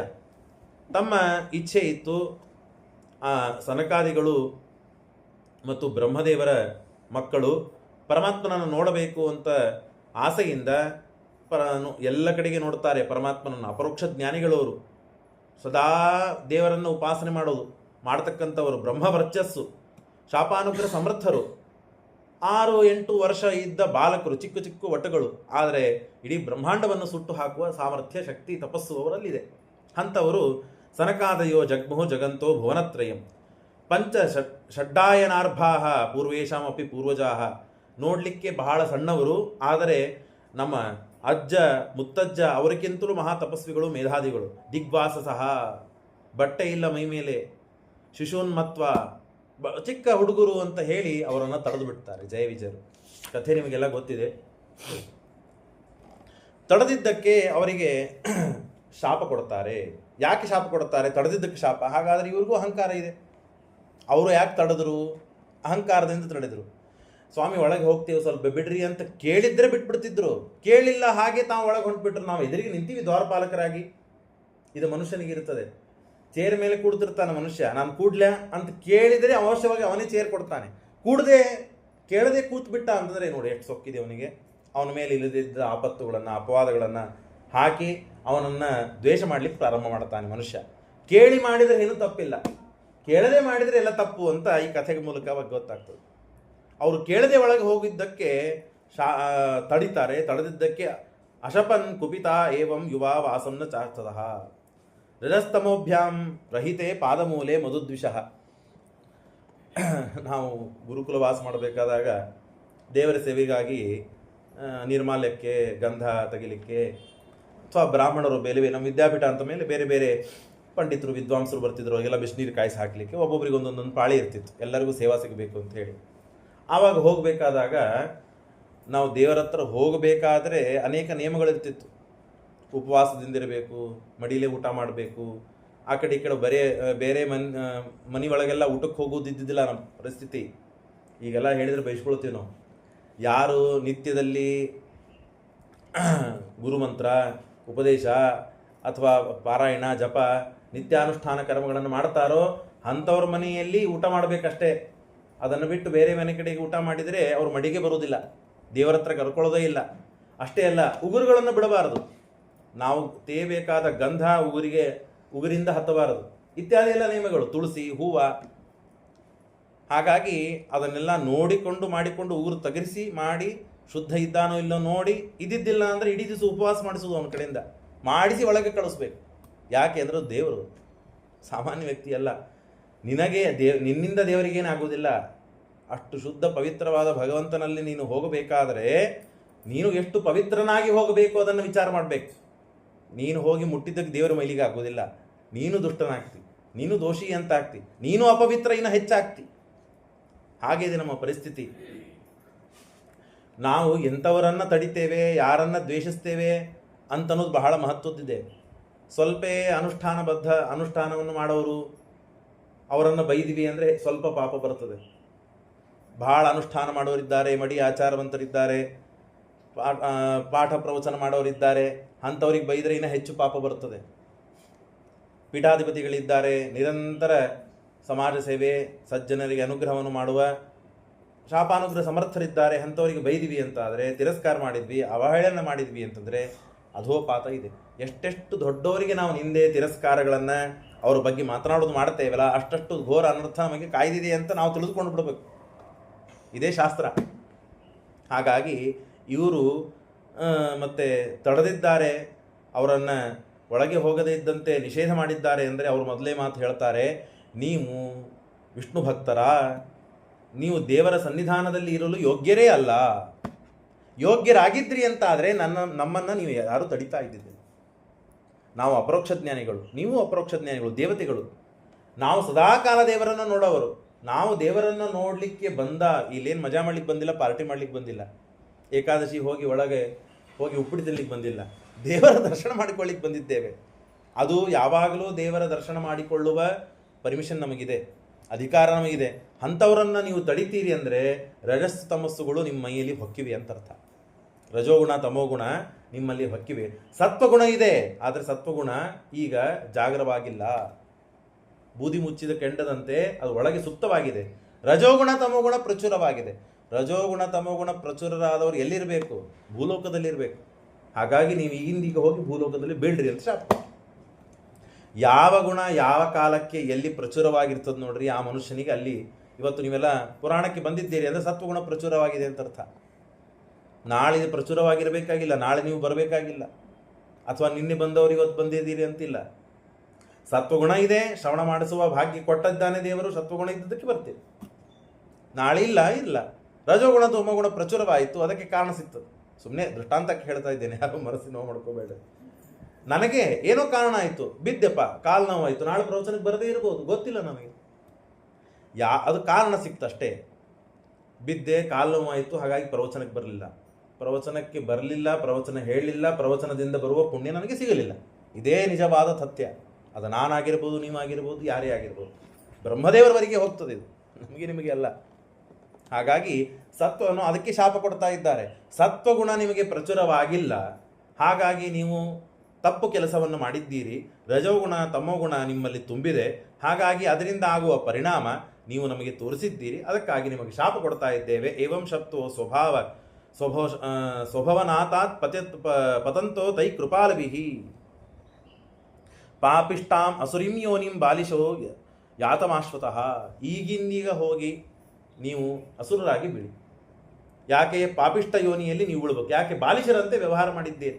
ರಜೋಗುಣ ತಮೋಗುಣದಿಂದ ಕೂಡಿದ ಬಾಲಿಷ್ಠರು ವ್ಯವಹಾರ ಮಾಡಿದ್ದಕ್ಕಾಗಿ ನೀವು ಈಗ ಮತ್ತೆ ಭೂಮಿ ಮೇಲೆ ಹುಟ್ಟಬೇಕು ಅಂದಾಗ ಆಗಿಂದಾಗ ಅವರಿಗೆ ಪಶ್ಚಾತ್ತಾಪವಾಗಿದೆ, ಪ್ರಾಯಶ್ಚಿತ್ತ ಮಾಡಿಕೊಳ್ಳಬೇಕು ಅಂತ ಬುದ್ಧಿ ಬಂದಿದೆ. ಎಂಥ ಮಹಾನುಭಾವರು, ಅವರನ್ನು ನಾವು ಹೀಗೆ ತಿರಸ್ಕಾರ ಮಾಡಿದ್ವಿ ಅಂತ ಆಗಿಂದಾಗ ಪಾದಕ್ಕೆ ಬಿದ್ದಿದ್ದಾರೆ. 6-8 ವರ್ಷದ ಸಣ್ಣ ಹುಡುಗರು ಅಂತ ಕಾಣುತ್ತಾರೆ, ಬಾಲಕರು ಅಂತ ಕಾಣುತ್ತಾರೆ. ಆದರೆ ದ್ವಾರಪಾಲಕರಾದ ಇನ್ಯಾವುದು ಉತ್ತಮ ಸ್ಥಾನ ಇದೆ ಜಗತ್ತಿನಲ್ಲಿ? ವೈಕುಂಠವನ್ನು ಬಿಟ್ಟು ಅಂಥ ವೈಕುಂಠಕ್ಕೆ ದ್ವಾರಪಾಲಕರಾದಂಥ ಜಯವಿಜಯರಿಗೆ ಈ ಅವಸ್ಥೆ ಬಂದಿದೆ. ಅಂಥವರು ಪಾದಕ್ಕೆ ಬಿದ್ದಿದ್ದಾರೆ. ಇದರಿಂದ ನಾವು ಅರ್ಥ ಮಾಡಿಕೊಳ್ಳಬೇಕು, ನಮ್ಮ ಅವಸ್ಥೆ ಏನು, ಎಷ್ಟು ನಾವು ಪ್ರತಿನಿತ್ಯ ಈ ಅವಸ್ಥೆಗಳನ್ನು ಪಡೆದಿರ್ತೇವೆ, ಎಷ್ಟು ಶಾಪಗ್ರಸ್ತರಾಗಿರ್ತೇವೆ. ಎದುರಿಗೆ ಬಂದು ಶಾಪ ಕೊಡಬೇಕಾಗಿಲ್ಲ ಯಾರಿಗೂ. ಯಾರ ಉದ್ಧಾರ ಆಗುವ ಸಮಯ ಹತ್ತಿರ ಬಂದಿದೆ ನೋಡಿ, ಅವರಿಗೆ ಎದುರಿಗೆ ಶಾಪ ಸಿಗ್ತದೆ, ಅವ್ರು ಉದ್ಧಾರ ಆಗಬೇಕು ಅಂತ ಹೇಳಿ. ಯಾರ ಉದ್ಧಾರ ಆಗಬೇಕಾಗಿಲ್ಲ, ನಾನು ಹೆಚ್ಚು ಪಾಪ ಮಾಡಬೇಕಂತಿದೆ, ಸುಪ್ತವಾಗಿಯೇ ಅವರಿಗೆ ಶಾಪ ಸಿಗ್ತಾ ಇರ್ತದೆ. ಯಾವಾಗ ಯಾವ ಕಾಲಕ್ಕೆ ಅವರು ಸ್ಫೋಟ ಆಗಿ ಏನು ಅವಸ್ಥೆ ಬರ್ತದೆ ಗೊತ್ತಿಲ್ಲ. ಬರ್ರಿ. ಹಾಗಾಗಿ ಪಾಪಿಷ್ಟಾಂ ಯೋನಿಂ ಆಸುರಿಂ ಯೋನಿಂ ಬಾಲೀಶೋ ಯತಮಾಶ್ವತಃ ಏವಂ ಶಬ್ದೋ ಸ್ವಭವನಾತ್. ನಿನ್ನ ಭವನದಿಂದ ನೀನು ತೊಳಗೆ ಬೀಳಬೇಕು. ಪತಿಂತೋ ತೈ ಕೃಪಾಲವಿಹಿ. ಆಗ ಪ್ರಾರ್ಥನೆ ಮಾಡಿದ್ದಾರೆ. ಆಯಿತು, ಶಾಪ ಅಂತ ಕೊಟ್ರಿ, ಮಾಡಿದ್ದ ಅಪರಾಧ. ಹಾಗಾಗಿ ಆ ಅಪರಾಧವನ್ನು ನಾವು ಪರಿಹಾರ ಮಾಡಿಕೊಳ್ಬೇಕು. ಏನು ಅಂತಂದಾಗ ಪರಮಾತ್ಮನೇ ಆಗ ಒಳಗಿಂದ ಬಂದಿದ್ದಾನೆ. ಪ್ರೋಕ್ತೋ ಪುನರ್ಜನ್ಮಭಿರ್ವಾ ತ್ರಿಭಿರ್ ಲೋಕಾಯ ಕಲ್ಪತ. 3 ಜನ್ಮ ನಿಮಗೆ ಆಗ್ತದೆ. ಆ 3 ಜನ್ಮದಲ್ಲಿಯೂ ನಾನೇ ಬಂದು ನಿಮ್ಮನ್ನು ಸಂಹಾರ ಮಾಡ್ತೇನೆ. ಅಜ್ಞಾತೇತೋ ದಿತೇ ಪುತ್ರೋ ದೈತ್ಯ ದಾನವ ವಂದಿತವು. ನೀವು ಪರಾಕ್ರಮಿ ಆಗ್ತೀರಿ. ದೇವತೆಗಳಿಂದ ಭಯಪಟ್ಟು ನಮಸ್ಕಾರ ಮಾಡಿಸ್ಕೊಳ್ತೀರಿ, ಅಸುರರಿಂದ ನಮಸ್ಕಾರ ಮಾಡಿಸ್ಕೊಳ್ತೀರಿ. ಅಂದರೆ ದೇವದಾನವರಿಂದ ನಮಸ್ಕಾರಲು ಮಾಡುವಷ್ಟು ಪರಾಕ್ರಮ ಬಲ ನಿಮ್ಮಲ್ಲಿ ಬರ್ತದೆ. ಹಿರಣ್ಯಾಕ್ಷ ಅಂತ ಹೇಳಿ ನೀವು ಜನ್ಮವನ್ನು ತಾಳ್ತೀರಿ. ಆಗ ನಾನು ನರಸಿಂಹ ರೂಪದಿಂದ ಬಂದು ನಿಮ್ಮನ್ನು ಸಂಹಾರ ಮಾಡ್ತೇನೆ. ವಿಶ್ವಭಸ್ ಮತ್ತು ಕೇಶಿನಿ ಅಂತನ್ನುವ ಬ್ರಾಹ್ಮಣನಲ್ಲಿ ರಾವಣ ಕುಂಭಕರ್ಣರಾಗಿ ನೀವು ಹುಟ್ಟುತ್ತೀರಿ. ಆಗ ನಾನು ರಾಮನಾಗಿ ನಿನ್ನನ್ನು ಸಂಹಾರ ಮಾಡುತ್ತೇನೆ. ಮತ್ತು ಶಿಶುಪಾಲ ದಂತವಕ್ರ ಅಂತ ನೀವು ಆಗ್ತೀರಿ. ಆಗ ನಾನು ಕೃಷ್ಣ ಅವತಾರದಿಂದ ಬಂದು ನಿಮ್ಮ ಸಂಹಾರ ಮಾಡುತ್ತೇವೆ ಅಂತ ಇಷ್ಟು ಚರಿತ್ರೆಯನ್ನು ತತ್ರಾಪಿ ರಾಘವೋ ಭೂತ್ವ ನಿಹಚ್ಚಾಪ ಮುಕ್ತಯೇ ರಾಮವೀರ್ಯಂ ಶ್ರೇಯಸ್ಸಾಂಸಿತ ಮಾರ್ಕಂಡೇಯ ಮುಖಾತ್ ವೈರಾನುಬಂಧ ತೀವ್ರೇಣ ಧ್ಯಾನೇನ ಅಚ್ಯುತ ಮಾನಸಾಂ ನೀತೋ ಪುನರ್ಹರೇ ಪಾರ್ಶ್ವಂ ಜಗ್ಮತು ವಿಷ್ಣು ಪಾರ್ಶ್ವತೋ. ಹೀಗೆ ಅಂದರೆ 3 ಯುಗಗಳಲ್ಲಿ 3 ಅವತಾರವನ್ನು ನಾನು ತಾಳ್ತೇನೆ. ಆಗ ಆ ಅವತಾರಗಳಿಂದ ನಿಮ್ಮನ್ನು ಸಂಹಾರ ಮಾಡುತ್ತೇನೆ. ಸಂಹಾರ ಮಾಡಿದ ಮೇಲೆ ಪುನಃ ಮತ್ತೆ ನಿಮ್ಮ ಪಾಪಗಳನ್ನು ಕಳೆದುಕೊಂಡಿದ್ದಕ್ಕೆ ಮತ್ತೆ ಪುನಃ ನಿಮ್ಮ ಲೋಕವನ್ನು ನೀವು ತಾಳಬಹುದು. ಇಷ್ಟು ಕಥೆಯನ್ನು ಹೇಳಿದಾಗ ವಿದ್ವೇಷೋದಯಿತೆ ಪುತ್ರೇ. ಅಲ್ಲಿ ನರಸಿಂಹದೇವರ ಅವತಾರ ಆದದ್ದು ಯಾಕೆ ಗೊತ್ತಾ? ದೇವರನ್ನು ದ್ವೇಷ ಮಾಡುವುದಷ್ಟೇ ಅಲ್ಲ, ದೇವರ ಭಕ್ತನಾದ ಪ್ರಹ್ಲಾದ, ಆ ಪ್ರಹ್ಲಾದನ ದ್ವೇಷ ಮಾಡಿದ್ದಕ್ಕೆ ಪರಮಾತ್ಮ ಅವತಾರ ಮಾಡಿ ಅವನನ್ನು ಸಂಹಾರ ಮಾಡಿದ. ತಂದೆಯೇ ಮಗನನ್ನು ದ್ವೇಷ ಮಾಡುವುದು ಜಗತ್ತಿನಲ್ಲಿ ನಾವು ಎಲ್ಲೂ ಕೇಳಿಲ್ಲ. ಆಸ್ತಿಗಾಗಿ, ಅಧಿಕಾರಕ್ಕಾಗಿ, ತನ್ನ ಅಧಿಕಾರ ಉಳಿಸಿಕೊಳ್ಳಬೇಕು ಅಂತ ಹೇಳಿ ತನ್ನ ಮಗನನ್ನೇ ದ್ವೇಷ ಮಾಡಿ ಆ ಮಗನ ಕಾರಣಕ್ಕಾಗಿ ದೇವರ ಅವತಾರ ಮಾಡಿದ ಅಂತ ಕೇಳಿದ್ವಿ. ಇದು ಯಾಕೋ ಅಗಾಧ ಅನ್ನಿಸ್ತು, ಅಮೋಘ ಅನ್ನಿಸ್ತು, ಅಪರೂಪ ಅನ್ನಿಸ್ತು, ಆಶ್ಚರ್ಯ ಅನ್ನಿಸ್ತು. ಆಶ್ಚರ್ಯಭೂತವಾದ ಕಥೆಯನ್ನು ನಮಗೆ ಹೇಳ್ತೀರಾ ಅಂತ ಪ್ರಾರ್ಥನೆ ಮಾಡ್ತಾ ಇದ್ದಾರೆ. ವಿದ್ವೇಷೋ ದೈತೆ ಪುತ್ರೇ. ಅತ್ಯಂತ ಮಗ ಎಷ್ಟೇ ದುಷ್ಟನಾಗಿರಲಿ, ಕ್ರೂರನಾಗಿರಲಿ, ಎಷ್ಟೇ ತಪ್ಪು ಕೆಲಸಗಳನ್ನು ಮಾಡ್ತಿರಲಿ, ತಂದೆ ತಾಯಿಗಳು ಅವನನ್ನು ಪ್ರೀತಿ ಮಾಡ್ತಿರ್ತಾರೆ, ರಕ್ಷಣೆ ಮಾಡ್ತಿರ್ತಾರೆ, ಸರಿ ಹೋಗಬೇಕು ಅಂತ ಕಾಳಜಿ ಮಾಡ್ತಿರ್ತಾರೆ. ಅದನ್ನು ಬಿಟ್ಟು ಅವನು ಸಾಯಲಿ ಅಂತ ಎಂದು ದ್ವೇಷ ಮಾಡ್ತಿರೋದಿಲ್ಲ. ಅಂಥದ್ದು ಮತ್ತೆ ಹಿರಣ್ಯಕಶಿಪು ಪ್ರಹ್ಲಾದನ ಮೇಲೆ ಇಷ್ಟು ದ್ವೇಷ ಮಾಡಿದಲ್ಲ, ಇದು ಎಷ್ಟು ರೋಮಾಂಚಕವಾಗಿದೆ ಕಥೆ. ಬ್ರೇಹಿಮೇ ಭಗವನ್ ಏನ ಪ್ರಹ್ಲಾದೇ ಅಪಿ ಅಚ್ಯುತಾತ್ಮನಿ ಅಂದಾಗ ಹೇಳ್ತೇವೆ ಅಂತ ನಾರದರು ತಾವು ಕಥೆಯನ್ನು ಪ್ರಾರಂಭ ಮಾಡ್ತಾರೆ. ಭ್ರಾತರೇವಂ ವಿನೀತೆ ಹರಿಣಾ ಕ್ರೋಢಮೂರ್ತಿನ ಹಿರಣ್ಯಕಶಿಪು ರಾಜನ್ ಪರ್ಯತಪ್ಪತ್ ಸುಷಾರುಷ. ಹಿರಣ್ಯಾಕ್ಷ ಹಿರಣ್ಯಕಶಿಪು ಅಂತ ಹೇಳಿ ಅಣ್ಣ ತಮ್ಮಂದಿರು. ಅದರಲ್ಲಿ ಹಿರಣ್ಯಾಕ್ಷ ಮಹಾ ಉನ್ಮತ್ತ, ಮಹಾ ಸಾಮರ್ಥ್ಯ ಇದ್ದವನು. ಅವನ ಮುಂದೆ ಯಾರೂ ಸಮರ್ಥರಾದವರು ಇರಲಿಕ್ಕೆ ಸಾಧ್ಯವಾಗಿದ್ದಿಲ್ಲ. ಅಷ್ಟು ಆಗಿನ ಕಾಲದಲ್ಲಿ ಅಷ್ಟು ಸಮರ್ಥನಾಗಿದ್ದ. ಆದರೆ ಒಂದು ದಿವಸ ಅವನಿಗೆ ದುರ್ಬುದ್ಧಿ ಬಂತು. ದುರ್ಬುದ್ಧಿನೇ ಸ್ವರೂಪ. ದುರ್ಬುದ್ಧಿ ಬಂತು ಅಂದ್ರೇನು, ಹೆಚ್ಚಿನ ದುರ್ಬುದ್ಧಿ ಬಂತು. ಎಲ್ಲ ಜನರಿಗೆ ಪೀಡೆ ಕೊಡಬೇಕು ಅಂತ. ಆಗಿನ ಬ್ರಹ್ಮಾಂಡ ನಿರ್ಮಾಣವಾಗಿತ್ತು. ಪರಮಾತ್ಮ ಆದಿಹಿರಣ್ಯ, ನೀವು ತೃತೀಯ ಸ್ಕಂದ ಭಾಗವತದಲ್ಲಿ ಕೇಳಿದ್ದೀರಿ. ಹಿರಣ್ಯಾಕ್ಷನನ್ನು ಸಂಹಾರ ಮಾಡಲಿಕ್ಕೆ ಪರಮಾತ್ಮ ಬ್ರಹ್ಮದೇವರ ಮೂಗಿನಿಂದ ಮತ್ತು ವರಾಹ ರೂಪವನ್ನು ತಾಳಿ ಪರಮಾತ್ಮ ಸಂಹಾರ ಮಾಡಿದ್ದಾನೆ. ಆ ಹಿರಣ್ಯಾಕ್ಷ ಬೇರೆ, ಈ ಹಿರಣ್ಯಾಕ್ಷ ಬೇರೆ. ಇಲ್ಲೂ ವರಾಹ ರೂಪದಿಂದಲೇ ಸಂಹಾರ ಮಾಡಿದ್ದು ಪರಮಾತ್ಮ. ಆದರೆ ಇವನು ಬ್ರಹ್ಮಾಂಡವನ್ನು ಎತ್ತುಕೊಂಡು ಹೋಗಿ ತಲಾತಲದಲ್ಲಿ ಇಟ್ಟುಬಿಟ್ಟ. ಆಗ ಎಲ್ಲರಿಗೆ ಬಹಳ ತೊಂದರೆಯಾಯಿತು. ಆಗ ಎಲ್ಲರೂ ಪ್ರಾರ್ಥನೆ ಮಾಡಿದ್ದಾರೆ. ಪ್ರಾರ್ಥನೆ ಮಾಡಿದಾಗ ಪರಮಾತ್ಮ ವರಾಹ ರೂಪವನ್ನು ತಾಳಿ ಅವನನ್ನು ಸಂಹಾರ ಮಾಡಿದ್ದಾನೆ. ಯಾರನ್ನ? ತಮ್ಮನಾದ ಹಿರಣ್ಯಾಕ್ಷನನ್ನು, ಹಿರಣ್ಯಕಶಿಪುವಿನ ತಮ್ಮನಾದ ಹಿರಣ್ಯಾಕ್ಷನನ್ನು ಸಂಹಾರ ಮಾಡಿದ್ದಾನೆ. ಆಗ ಹಿರಣ್ಯಕಶಿಪುವಾಚ ಭೋ ದಾನವ ದೈತ್ಯೇಯ ದ್ವಿರ್ಮೂರ್ಧ್ಯಕ್ಷ ದಂಬರ ಶತಬಾಹೋ ಹಯಗ್ರೀವ ನಮುಜೆ ಪಾಕ ಇಲ್ಲಪಿ. ಆಗ ಅವನನ್ನು ಸಂಹಾರ ಮಾಡಿದ್ದಕ್ಕೆ ಸಪತ್ನೈರ್ಘಾತಿತೋ ಶೂದ್ರೈಹಿ ಭ್ರಾತಾಮೈ ದೈತಸ್ಹೃತ. ಎಲ್ಲರೂ ದುಃಖದಲ್ಲಿದ್ದಾರೆ. ಹಿರಣ್ಯಾಕ್ಷನ ಹೆಂಡತಿ, ಅವನ ಮಕ್ಕಳು ಮತ್ತು ಹಿರಣ್ಯಾಕ್ಷನ ತಾಯಿ ಎಲ್ಲರೂ ಕೂಡ ಬಹಳ ದುಃಖದಲ್ಲಿದ್ದಾರೆ. ಪಾಷ್ನಿಗ್ರಾಹೇಣ ಹರಿಣ ಸಮೇನಾಹ ಪುಪ್ಲವೇ ತಸ್ಯ ತ್ಯಕ್ತ ಸ್ವಭಾವಸ್ಯ ಗೃಹೇ ಮಾಯಾವಿನೆಗೂ ಸಹ. ಆಗ ಹಿರಣ್ಯಕಶಿಪು ಮತ್ತೆ ಎಲ್ಲ ಕಡೆಗೆ ತಾನು ಈ ಪ್ರಚಾರವನ್ನು ಮಾಡಿಸ್ತಾನೆ. ಯಾಕೆಂದರೆ ನನ್ನ ತಮ್ಮ ಹಿರಣ್ಯಾಕ್ಷ ಸತ್ತು ಹೋಗಿದ್ದಾನೆ. ಮಾಯಾವಿ ವಿಷ್ಣು ಮಾಯಾರೂಪದಿಂದ ಬಂದು ವಿದ್ರೋಹ ಮಾಡಿ ಅವನನ್ನು ಸಂಹಾರ ಮಾಡಿದ್ದಾನೆ. ಹಾಗಾಗಿ ಯುದ್ಧಪ್ರಿಯಂ ತರ್ಪಯಿಷ್ಯೆ ಭ್ರಾತರಂ ಮೇ ಗತವ್ಯತಃ. ಅವನಿಗೆ ಸಂಸ್ಕಾರ ಮಾಡೋದೇ ಇಲ್ಲ ನಾನು, ಅವನಿಗೆ ತರ್ಪಣ ನಾನು ಕೊಡುವುದೇ ಇಲ್ಲ. ಇವನನ್ನು ಯಾರು ಕೊಂದಿದ್ದಾನಲ್ಲ ಆ ಮಾಯಾವಿ ವಿಷ್ಣು, ಅವನನ್ನು ಸಂಹಾರ ಮಾಡಿದ ಮೇಲೆ ಅವನ ರಕ್ತದಿಂದ ಯುದ್ಧಪ್ರಿಯನಾದ ನನ್ನ ತಮ್ಮನಿಗೆ ನಾನು ರಕ್ತದಿಂದ ತರ್ಪಣ ಕೊಟ್ಟು ಅನಂತರದಲ್ಲಿ ಸಂಸ್ಕಾರಗಳನ್ನು ಮಾಡುತ್ತೇನೆ. ಅಲ್ಲಿವರೆಗೆ ಮಾಡುವುದಿಲ್ಲ. ತಸ್ಮಿನ್ ಕೂಟೆ ಅಭಿಹಿತೆ. ಯುದ್ಧವನ್ನು ಆಡುವ ರೀತಿಯಲ್ಲಿ ಬಂದು ಯುದ್ಧವನ್ನು ಆಡಬೇಕು. ಅಕ್ರಾಳ ವಿಕ್ರಾಳ ರೂಪವನ್ನು ತಾಳಿ ಮಾಯಾದಿಂದ ಅವನನ್ನು ಸಂಹಾರ ಮಾಡಿದರೆ ಹೇಗೆ? ವಿಟಪ ಇವ ಶುಷ್ಯಂತಿ ವಿಷ್ಣು ಪ್ರಾಣ ದಿವೋಕಸ. ಹಾಗಾಗಿ ಅವನನ್ನು ಹುಡುಕ್ತಾ ಇದ್ದೇನೆ, ಸಿಗ್ತಾ ಇಲ್ಲ ಅವನು. ಹಾಗಾಗಿ ನೀವೆಲ್ಲರೂ ಹುಡುಕಿ ಹುಡುಕಿದಾಗ ಸಿಗಲಿಲ್ಲ ಅಂತ ಆದರೆ ಆಗ ಸಜ್ಜನರಿಗೆ ಪೀಡೆಯನ್ನು ಕೊಡ್ರಿ, ಬ್ರಾಹ್ಮಣರಿಗೆ ಮತ್ತು ಹೊಡಿರಿ ಬಡಿರಿ. ವೇದವನ್ನು ಅಧ್ಯಯನ ಮಾಡುವಂತಹ ಬ್ರಾಹ್ಮಣರಿಗೆ, ಆಕಳುಗಳಿಗೆ, ಯಜ್ಞವನ್ನು ಮಾಡುವಂತಹ ತಪಸ್ವಿಗಳಿಗೆ ನೀವು ಹಿಂಸೆಯನ್ನು ಮಾಡಿರಿ ಅಂದಾಗ ಅವನಿಗೆ ಸಂಕಟ ಆಗ್ತದೆ. ಅವನು ಹೊರಗೆ ಬರ್ತಾನೆ. ಆಗ ಅವನನ್ನು ಹಿಡ್ಕೊಂಡು ಕರೆದುಕೊಂಡು ಬನ್ನಿ, ನಾನು ಅವನಿಗೆ ಶಿಕ್ಷೆ ಕೊಡ್ತೇನೆ.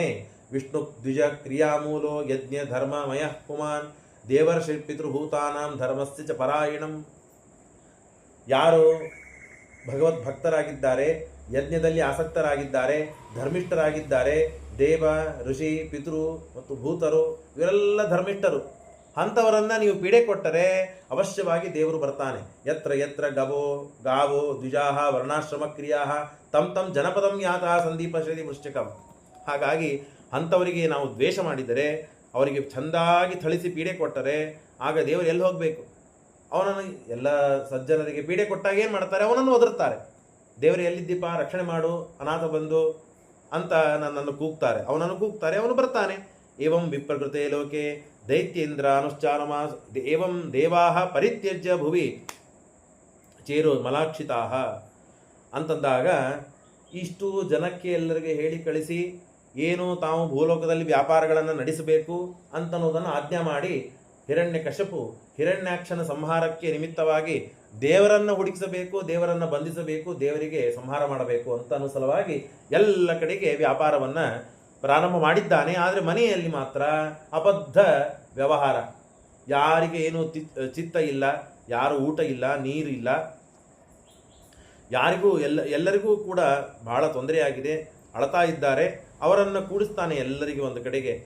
ಶಕುನಿಂ ಶಂಬರಂ ದೃಷ್ಟಂ, ಆ ಹಿರಣ್ಯಾಕ್ಷನ ಮಕ್ಕಳು ಶಕುನಿ, ಶಂಬರ, ದೃಷ್ಟ, ಕಾಲನೇಮಿ, ಮಹಾನಾಭ ಅಂತ ಹೇಳಿ ಅವರನ್ನೆಲ್ಲ ಕೂಡಿಸ್ತಾನೆ. ತಾಯಿಯನ್ನು ಕೂಡಿಸ್ತಾನೆ. ತನ್ಮಾತರಂ ವೃಷದ್ಭಾನುಂ ದಿತಿಂಚ ಜಾನುನಿಂ ಗಿರ ಲಕ್ಷಣೆಯ ದೇಶ ಕಾಲಜ್ಞ ಇದಮಾಹ ಜನೇಶ್ವರ. ಯದ್ಯಪಿ ಇವನು ದುಷ್ಟನೇ, ಹಿರಣ್ಯಕಶಿಪು ಸಾಧಾರಣ ವ್ಯಕ್ತಿ ಅಲ್ಲ, ಮಹಾಘೋರವಾದ ದುಷ್ಟವಾದ ಕೆಲಸಗಳನ್ನು ಮಾಡ್ತಾನೆ ಬಂದಿದ್ದಾನೆ. ಅಂಥ ವ್ಯಕ್ತಿ ತನ್ನ ತಾಯಿ ಅಣ್ಣ ತಮ್ಮಂದಿರನ್ನು ಕೂಡಿಸಿಕೊಂಡು ತನ್ನ ಮಕ್ಕಳನ್ನು ಕೂಡಿಸಿ ತಾನು ಉಪದೇಶ ಪ್ರಾರಂಭ ಮಾಡ್ತಾನೆ. ಯಾಕೆ? ಎಲ್ಲರಿಗೆ ಅಸಮಾಧಾನ, ಎಲ್ಲರಿಗೆ ದುಃಖವಾಗಿದೆ. ಯಾಕೆ? ಹಿರಣ್ಯಾಕ್ಷ ಸತ್ತು ಹೋಗಿದ್ದಾನೆ. ಇಷ್ಟು ಮಹಾಪರಾಕ್ರಮಿ, ಅಂಥ ಮಹಾಪರಾಕ್ರಮಿಯನ್ನು ಸಂಹಾರ ಮಾಡಿದರೆ ನೀವೆಲ್ಲ ಹಾಗೆ ಸುಮ್ಮನೆ ಕೂತಿದ್ದೀರಲ್ಲ ಅಂತ ಮನೆಯಲ್ಲಿದ್ದ ಜನ ಎಲ್ಲ ಬೈತಾ ಇದ್ದಾರೆ. ಅವ್ರನ್ನೆಲ್ಲ ಕೂಡಿಸಿ ಅದ್ಭುತವಾದ ಉಪದೇಶ. ಹಿರಣ್ಯಕಶಿಪು ಮಾಡೋದು ಉಪದೇಶ ಅಲ್ಲಿದು. ಹಿರಣ್ಯಕಶಿಪುವಲ್ಲಿ ಇರುವಂತಹ ದ್ವಿಜೀವ ಆದೇವೇಶ ಇರ್ತದೆ. ಎರಡು ಜೀವಗಳು ದ್ವಿಜೀವ, ಒಂದು ಹಿರಣ್ಯಕಶಿಪು, ಮತ್ತೊಬ್ಬನು ಜಯ. ಆ ಜಯ ಉಪದೇಶ ಮಾಡ್ತಾ ಇದ್ದಾನೆ. ಅಂಬಾಂಬ ಹೇ ವಧೂ ಪುತ್ರ ವೀರಂ ಆಹ್ರತ ಶೋಚಿತುಂ ರಿಪೋ ಅಭಿಮುಖೇ ಶ್ಲಾಘ ಶೂರಾಣಾಂ ವಧ ಈಪ್ಸಿತಃ. ನೀವೆಲ್ಲ ಅಳ್ತಾ ಇದ್ದೀರಿ, ಅಳೋದಕ್ಕೇನು ಕಾರಣ ಇಲ್ಲ. ಯುದ್ಧದಲ್ಲಿ ಮನುಷ್ಯ ತೀರಿ ಹೋದರೆ ಸಂತೋಷ ಪಡಬೇಕಂತೆ, ಅಳಬಾರದು. ಯಾಕೆ? ವೀರಸ್ವರ್ಗವನ್ನು ಪಡೆದ. ಯುದ್ಧವನ್ನು ಆಡದೇನೆ ತಾನು ತಿರುಗಿ ಓಡಿ ಬಂದ ಅಂತಾದರೆ ಅಂಥವನನ್ನು ಮನೆಯಲ್ಲಿ ಇಟ್ಕೋಬಾರ್ದು, ಅವನನ್ನು ಸಂಹಾರ ಮಾಡಬೇಕು ಅಂತಿದೆ. ಇಂಥದ್ರೊಳಗೆ ನೀವೆಲ್ಲ ವೀರಸ್ವರ್ಗವನ್ನು ಪಡೆದಂತಹ ನನ್ನ ತಮ್ಮನ ಸಾವಿಗೆ ಅಳಬಾರದು. ನೀವು ಅತ್ತರೆ ನಮಗೆ ತೊಂದರೆ ಆಗ್ತದೆ. ರಿಪೋ ಅಭಿಮುಖೇ ಶ್ಲಾಘ, ಅಭಿಮುಖವಾಗಿ ತಿರುಗಿ ಓಡಿ ಬಂದರೆ ಅವನನ್ನು ಸಂಹಾರ ಮಾಡಬೇಕು ಅಂತಿದೆ. ಶೂರಾಣಂ ವಧಗೀಪ್ಸಿತ, ಅವನು ಶೂರ, ಯುದ್ಧವನ್ನು ಆಡ್ತಾ ಸತ್ತು ಹೋಗಿದ್ದಾನೆ. ಹಾಗಾಗಿ ಇವನು ಶೂರ. ಅವನ ಸಲುವಾಗಿ ನೀವು ಶೋಕ ಪಡಬಾರದು, ಸಂತೋಷ ಪಡಬೇಕು. ಅಷ್ಟೇ ಆಗಿ ದುಃಖವನ್ನು ಕೊಡೋದು ಯಾವಾಗ? ನಮ್ಮವರಂತಿದ್ದಾಗ ದುಃಖ ಬರಬೇಕು. ಯಾರೂ ನಮ್ಮವರಲ್ಲ. ನನ್ನ ಹೆಂಡತಿ, ನನ್ನ ಮಕ್ಕಳು, ನನ್ನ ಬಂಧು, ನನ್ನ ಮನೆ, ನನ್ನ ಆಸ್ತಿ, ನನ್ನ ರಾಜ್ಯ, ನನ್ನ ಕೀರ್ತಿ, ನನ್ನ ಭೋಗ ಯಾವುದು ನನ್ನದೇ ಅಲ್ಲಿದು, ನನ್ನದು ಅಂತ ನಾವು ಭ್ರಮಿಸಿದ್ದೇವೆ. ಹಿರಣ್ಯಕಶಿಪು ಉಪದೇಶ ಮಾಡ್ತಾ ಇದ್ದಾನೆ. ಮಾಡುವ ಉಪದೇಶ ಎಂಥದ್ದಿದೆ ನೋಡಬೇಕು ಹೊರತು ಮಾಡುವ ವ್ಯಕ್ತಿ ಯಾರು ಅಂತ ನೋಡಬಾರದು. ಒಬ್ಬ ದುಷ್ಟನಾದ ಒಬ್ಬ ವ್ಯಕ್ತಿ ಉಪದೇಶ ಮಾಡ್ತಾ ಇದ್ದ.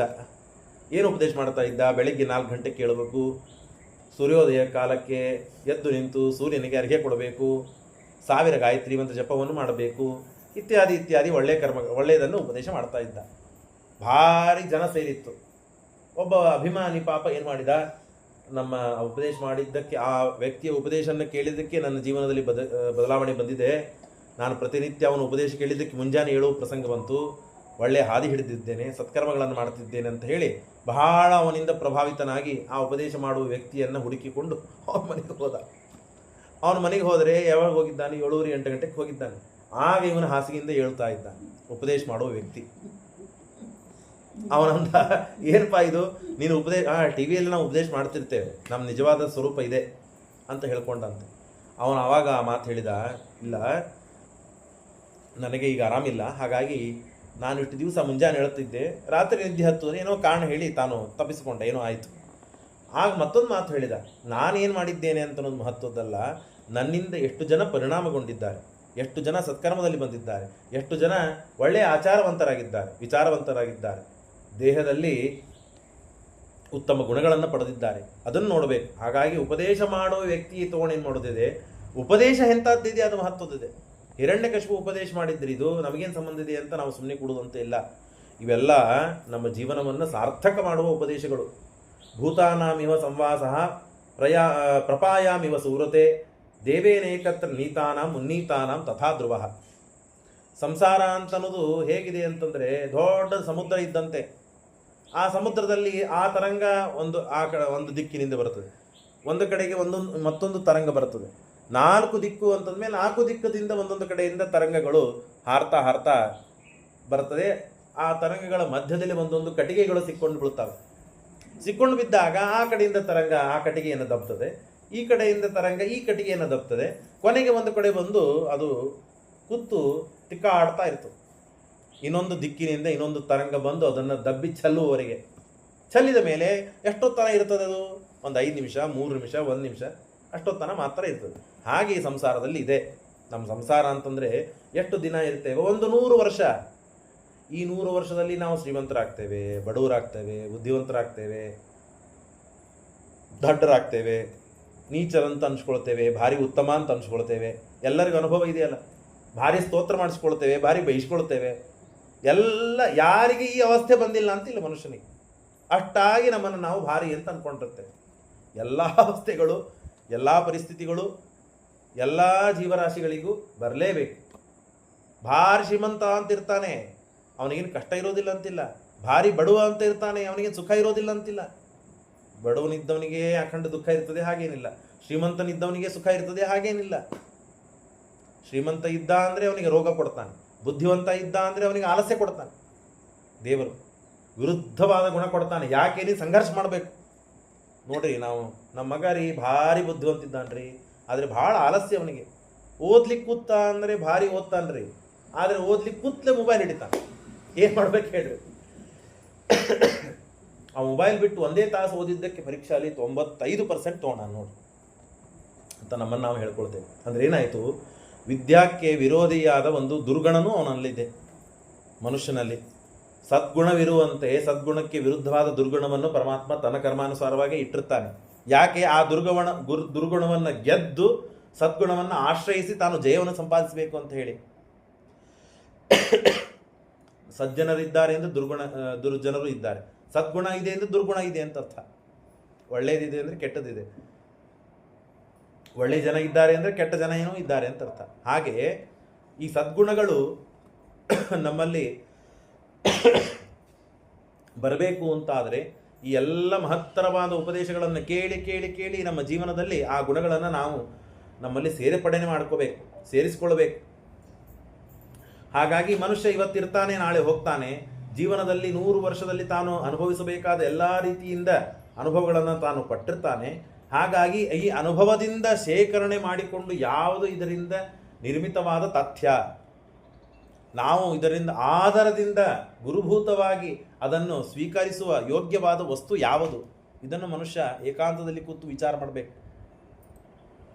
ಆಯ್ತಪ್ಪ, ಇಷ್ಟೆಲ್ಲ ನಾವು 60 ವರ್ಷ 70 ವರ್ಷ ಸಂಸಾರ ಮಾಡಿದ್ವಿ, ಏನಾಯಿತು ಅಂತ ಹಿಂತಿರುಗಿ ನೋಡಿದರೆ ಏನಿಲ್ಲ. ಹಣ ಗಳಿಸಿದ್ವಿ, ಉಳಿತಾ ಇಲ್ಲ. ಅಧಿಕಾರ ಗಳಿಸಿದ್ವಿ, ಉಳಿತಾ ಇಲ್ಲ. ರಿಟೈರ್ಡ್ ಆಗಿವಿ, ಹಣ ಗಳಿಸಿದ್ವಿ, ಮನಿ ಕಟ್ಟಿ ಮುಗಿಸಿದೆ. ಮನೆಯನ್ನು ತಿನ್ಲಿಕ್ಕಾಗ್ತದ? ಭಾಳ ಅಂದ್ರೆ ಇರ್ಬೋದು, ಶೆಕೆಯಾಗಿದೆ, ಫ್ಯಾನ್ ಹಚ್ಕೊಂಡು ಕೊಡ್ಬೋದು ಅಷ್ಟೇ. ಮುಂದೇನು? ಹಣ ಇಲ್ಲ, ಗಳಿಸಿದ್ದು ಹೋಯಿತು. ಅಧಿಕಾರ ಇಲ್ಲ, ರಿಟೈರ್ಡ್ ಆಗಿದ್ದೀವಿ, ಎಲ್ಲರೂ ಸಲಾಮ್ ಹೊಡಿತಿದ್ರು, ಯಾರೂ ಈಗ ಚೀಲನೂ ಹಿಡ್ಕೊಳ್ಳೋದಿಲ್ಲ. ನಮ್ಮದು ಬಿಸಿ ಅಡಿಗೆ ತಯಾರು ಮಾಡಿ ಕೊಡ್ತಿದ್ರು ನಮಗೆ. ಹೋಗ್ಬೇಕಾದಾಗ ಬರ್ರಿ ಅಂತಿದ್ವಿ, ಬಂದಾಗ ಹೋದಾಗ ಹೋಗ್ರಿ ಬರ್ರಿ ಅಂತಿದ್ವಿ. ಈಗ ಯಾರು ಅಂತಿಲ್ಲ. ಈ ಎಲ್ಲ ಅವಸ್ಥೆಗಳು ಬಂದು ಹೋಗಿವೆ ಮನುಷ್ಯನಿಗೆ. ಅಂದಮೇಲೆ ಎದರಿಂದ ಮನುಷ್ಯನಿಗೆ ಲಾಭ ಇದೆ, ಎದರಿಂದ ಮನುಷ್ಯನಿಗೆ ನಷ್ಟ ಇದೆ, ಇದನ್ನು ತಾನು ವಿಚಾರವಂತನಾದವನು ವಿಚಾರ ಮಾಡಬೇಕು. ಹಾಗಾಗಿ ಸಂಸಾರದಲ್ಲಿ ಯಾವೊಬ್ಬ ಮನುಷ್ಯ ಸತ್ತಿದ್ದಾನೆ ಅಂತ ಹೇಳಿ ಅಳಬಾರದು, ಅಳಬೇಕು, ಎಷ್ಟು ಅಷ್ಟೇ ಅಳಬೇಕು. ಅದನ್ನು ಬಿಟ್ಟು ನೀವು ಹೀಗೆ ಅಳ್ತಾ ಕೂತ್ರೆ ಹೇಗೆ? ಏಕೇನೆ ದೈವೇನೇಕೇನ ನೀತಾನ ಮುನ್ನೀತ. ದೈವ ಇದೆ, ಒಳ್ಳೆಯ ಕುಲದಲ್ಲಿ ಹುಟ್ಟಿದ್ದೇವೆ, ದೈವ ಇದೆ, ಒಳ್ಳೆ ಬುದ್ಧಿವಂತರಾಗಿದ್ದೇವೆ, ಭಾರಿ ಶ್ರೀಮಂತ. ನಮ್ಮ ವಿದ್ಯಾಪೀಠದಲ್ಲಿ ಒಬ್ಬರು ಭಾರಿ ನಮ್ಮ ಆಚಾರ್ಯ ಶಿಷ್ಯರು ಒಬ್ಬರು, ಅವನ ತಂದೆ ಭಾಳ ಶ್ರೀಮಂತ, ಕೋಟ್ಯಾಧೀಶ ಅಂದರೆ ಲೆಕ್ಕ ಇಲ್ಲ, ಅಷ್ಟು ಕೋಟ್ಯಾಧೀಶ. ಅವ್ರ ಮನೆಗೆ ನಮಗೆ ಏನಂತಾರೆ, ಲಕ್ಷ್ಮೀ ಪೂಜಾ ಅಮಾವಾಸ್ಯ ಮಾಡ್ತಿರಲ್ಲ, ದೀಪಾವಳಿ ಹೊತ್ತಿಗೆ ಅಮಾವಾಸ್ಯ ಲಕ್ಷ್ಮೀ ದೇವರು ಪೂಜಾ ಮಾಡಬೇಕು. ಭಾರಿ ಭಾರಿ ಇಂಡಸ್ಟ್ರಿಗಳನ್ನು ಇಟ್ಕೊಂಡ ವ್ಯಕ್ತಿ ಅವನು. ಲಕ್ಷ್ಮೀ ಪೂಜೆ ಕಳಿಸ್ಬೇಕು. ಏನು ಒಂದು ಇಷ್ಟು ದೊಡ್ಡದು ಬೆಳ್ಳಿ ತಟ್ಟಿ, ಇಷ್ಟು ಸಣ್ಣದಾಯ್ತದೆ, ಇಷ್ಟು ದೊಡ್ಡ ಬೆಳ್ಳಿ ತಟ್ಟಿ. ಆ ಬೆಳ್ಳಿ ತಟ್ಟಿ ಒಳಗೆ ಎಲ್ಲ ಬೆಳ್ಳಿ ನಾಣ್ಯಗಳು ತುಂಬಿ ಎಲ್ಲದಕ್ಕೂ ಅಭಿಷೇಕ ಮಾಡ್ತಾ ಇದ್ದ ಪಾಪ ಅವನು. ಎಲ್ಲದಕ್ಕೂ ಅಭಿಷೇಕ ಮಾಡಿ ಎಲ್ಲ ಕಾಯಿನ್ಗಳನ್ನು ತೊಗೊಂಡು ಒರೆಸೋನು. ಎಲ್ಲ ಕಾಯಿನ್ಗಳನ್ನು ಒರೆಸಿ ಒಂದೂವರೆ ತಾಸು 2 ತಾಸು ಪೂಜೆ ಮಾಡ್ತಿದ್ದ. ವರ್ಷಕ್ಕೆ ಒಂದೇ ಪೂಜೆ ಒಂದು, ಯಾಕಂದರೆ ಹಣದ ಮೇಲೆ ಮೋಹಿತ್ತು ಅವನು. ಲಕ್ಷ್ಮೀದೇವಿ ಪೂಜೆ ಮಾಡಿದರೆ ಲಕ್ಷ್ಮೀದೇವಿ ಹೊರದು ಇನ್ನೂ ಹೆಚ್ಚು ನಮಗೆ ಮತ್ತು ಐಶ್ವರ್ಯ ಅಭಿವೃದ್ಧಿ ಮಾಡ್ತಾಳೆ ಅಂತ ಹೇಳಿ. ನಾನು ಹೇಳಬೇಕಾದದ್ದು ಏನಿದೆ ಅಂದರೆ, ಮನುಷ್ಯ ಅಷ್ಟೆಲ್ಲ ಕೊನೆಗೆ ಅವನು ಎಲ್ಲ ಪೂಜೆ ಗೀಜೆ ಮಾಡಿ ಎಲ್ಲ ಆದಮೇಲೆ ಹೋಗು ಬರೋ ಗಾಡಿ ಚಾರ್ಜು ಮತ್ತು 10 ರೂಪಾಯಿ ದಕ್ಷಿಣೆ ಕೊಡ್ತಿದ್ದ. ಇಷ್ಟೆಲ್ಲ ಮಾಡಿಸ್ಕೊಂಡು ಎಲ್ಲ ಹಣವಂತ ಇದ್ದಾನೆ, ಬುದ್ಧಿವಂತ ಇದ್ದಾನೆ, ಅನುಭವಸ್ಥನಿದ್ದಾನೆ, 10 ಮಂದಿಗೆ ನೌಕರಿ ಕೊಟ್ಟಾನೆ, 1000 ಮಂದಿ ಒಂದು ಕೈ ತೊಳಗೆ ಕೆಲಸ ಮಾಡ್ತಾನೆ, ಎಲ್ಲ ಗೊತ್ತಿದ್ರು ಹಣದ ಮೇಲೆ ವ್ಯಾಮೋಹ ಮಾತ್ರ ಹೋಗಿಲ್ಲ ಅವನಿಗೆ. ಕೊನೆ ಹೊತ್ತಿಗೆ ವ್ಯಾಮೋಹ ಹೋಯಿತು ಅಂತ ನಾವು ಅಷ್ಟರೊಳಗೆ ಇಲ್ಲಿ ಬಂದುಬಿಟ್ಟಿದ್ವಿ, ಹೆಸರೇನು ಹೇಳೋದಿಲ್ಲ ಅಂತ ಹೇಳೋ ತಾತ್ಪರ್ಯ ಏನು? ಮನುಷ್ಯ ಎಲ್ಲ ಅನುಭವಿಸಿ ಶೇಖರಣೆ ಮಾಡಿ ತಾನು ಶೀಕರಣೆಯಂತೆ ಮನುಷ್ಯ ಸಂಸಾರದಲ್ಲಿ ಒದ್ದಾಡಿ ತಿಕ್ಕಾಡಿ ಉದ್ಧಾರ ಆಗಿ ಮೇಲೆ ಬಂದಿರ್ತಾನೆ. ಆದರೂ ಮನುಷ್ಯನಿಗೆ ಯಾವುದು ತಥ್ಯ ಅಂತ ಅನ್ನೋದನ್ನು ನಿರ್ಣಯ ಮಾಡಿಕೊಳ್ಳಿಕ್ಕೆ ಒಬ್ಬ ಉತ್ತಮ ಗುರುಗಳನ್ನು ಆರಿಸಿಕೊಳ್ಬೇಕು. ಆರಿಸಿಕೊಂಡಾಗ ಉಪದೇಶವನ್ನು ಪಡೆದು ಯಾವುದು ನಮಗೆ ಹಿತ, ಯಾವುದು ಅಹಿತ, ಯಾವುದರ ಮೇಲೆ ಪ್ರೀತಿ ಮಾಡಬೇಕು, ಯಾವುದರ ಮೇಲೆ ದ್ವೇಷ ಮಾಡಬೇಕು ಅಂತನ್ನೋದನ್ನು ನಾವು ತಿಳಿದುಕೊಳ್ಬೇಕು. ಆತ್ಮ ಸತ್ತಿದ್ದಾನೆ ಅಂತಿಲ್ಲ, ಯಾವಾಗಲೂ ಆತ್ಮ ನಿತ್ಯನಿರ್ತಾನೆ. ಬಾಡಿಗೆ ಮನೆಗಳನ್ನು ನಾವು ಬದಲಾಯಿಸ್ತೇವಲ್ಲ, ಹಾಗಿದ್ದಂತೆ ಜೀವ ಏನದು ಅಶೋಚಾನನ್ಮ ಶೋಚಸ್ತ್ವಂ ಪ್ರಜ್ಞಾವಾದಾಂಶ್ಚ ಭಾರತೆ ಗತಾಸೂನ್ ಅಗತಾಸೂಂಶ್ಚ ನಾನು ಶೋಚಂತಿ ಪಂಡಿತಾ ದೇಹಿನೋಸ್ಮಿನ್ ಯಥಾ ದೇಹೇ ಕೌಮಾರಂ ಯೌವನಂ ಜರ. ಒಂದೇ ದೇಹದಲ್ಲೇನೆ ಪರಿಣಾಮವಾಗ್ತಾ ಹೋಗ್ತದೆ. ಸಣ್ಣವನಿರ್ತಾನೆ, ಭಾರಿ ನೋಡ್ಲಿಕ್ಕೆ ರೂಪವಂತ ಇರ್ತಾನೆ, ಭಾರಿ ಬಲಿಷ್ಠ ಇರ್ತಾನೆ, ಭಾರಿ ತಿಂತಿರ್ತಾನೆ, ಭಾರಿ ಓಡ್ತಿರ್ತಾನೆ, ಶಕ್ತಿ ಸಾಮರ್ಥ್ಯಗಳು ಇರ್ತದೆ. ಅದೇ ಒಂದು 20 ವರ್ಷ ಆಯ್ತು ಅಂದರೆ ಕಮ್ಮಿ ಆಗ್ತದೆ, ಕುಗ್ಗುತ್ತಾನೆ, ರೂಪ ಕಳೆದುಕೊಳ್ತಾನೆ. ಎಲ್ಲರೂ ಗಲ್ಲು ಹಿಡಿದು ಅಚ್ಚ ಮಾಡ್ತಿರ್ತಾರೆ, ಆಮೇಲೆ ಗಲ್ಲಕ್ಕೆ ಬಡ್ಲಿಕ್ಕೆ ಪ್ರಾರಂಭ ಮಾಡ್ತಾರೆ. 20 ವರ್ಷ ಆದಮೇಲೆ 30 ವರ್ಷ ಆದಮೇಲೆ ಅದೇ ಶಕ್ತಿ ಸಾಮರ್ಥ್ಯಗಳು ಕುಂತಾವೆ, ಇನ್ನು ಹೆಚ್ಚಾಗ್ತದೆ. 40 ವರ್ಷ ಆಯಿತು ಅಂದರೆ ಇನ್ನೂ ಕಮ್ಮಿ ಆಗ್ತದೆ. ಅಂದರೆ ಒಂದೇ ದೇಹದಲ್ಲೇನೆ ಇಷ್ಟು ವಿಕಾರಗಳಾಗ್ತಾ ಹೋಗ್ತದೆ ಮನುಷ್ಯನಿಗೆ. ದೇಹಿನೋಸ್ಮಿನ್ ಯಥಾ ದೇಹೇ ಕೌಮಾರಂ ಯೌವನಂ ಜರ ತಥಾ ದೇಹಾಂತರ ಪ್ರಾಪ್ತಿ. ಅಂದರೆ ಪ್ರತಿನಿತ್ಯ ಮನುಷ್ಯ ಹುಡ್ತಾನೆ ಸಾಯ್ತಾನೆ, ನಮಗೆ ಗಮನ ಇಲ್ಲ. ಆಯ್ತಪ್ಪ, ಇವತ್ತೊಂದು ದಿವಸ ಅಂತೂ ಕಳೆದುಬಿಟ್ಟೆ, ಏಕಾದಶಿ ಮುಗೀತು. ಈ ಏಕಾದಶಿ ಇನ್ನೇನು ಮುಂದಿನ ಜನ್ಮದಾಗ ಬರ್ತದೆ ಹೊರತು ಈ ಜನ್ಮದಾಗ ನಮಗೆ ಸಿಗೋದಿಲ್ಲ. ಮತ್ತೆ ನಾವು ಬ್ರಾಹ್ಮಣರಾಗಿದ್ದರೆ, ಏಕಾದಶಿ ಅಂತ ಪ್ರಜ್ಞೆ ಇದ್ದರೆ, ಮಾಡಬೇಕು ಅಂತ ಬುದ್ಧಿ ಇದ್ದರೆ, ಹೇಳುವ ಗುರುಗಳಿದ್ದರೆ, ಹೀಗೆ ಉಪದೇಶ ಅಥವಾ ನರಸಿಂಹ ಜಯಂತಿ ಪ್ರಯುಕ್ತ ಪುರಾಣ ಇದ್ದರೆ ನಮಗೆ ಕೇಳಿ ಸಿಗ್ತಿಲ್ಲ, ಕೇಳೋ ಸಿಗೋದಿಲ್ಲ. ಏನಾಗ್ತದೆ ಯಾರಿಗೆ ಗೊತ್ತಿದೆ ಮುಂದಿನ ಜನ್ಮದಲ್ಲಿ ನಮಗೆ. ಹಾಗಾಗಿ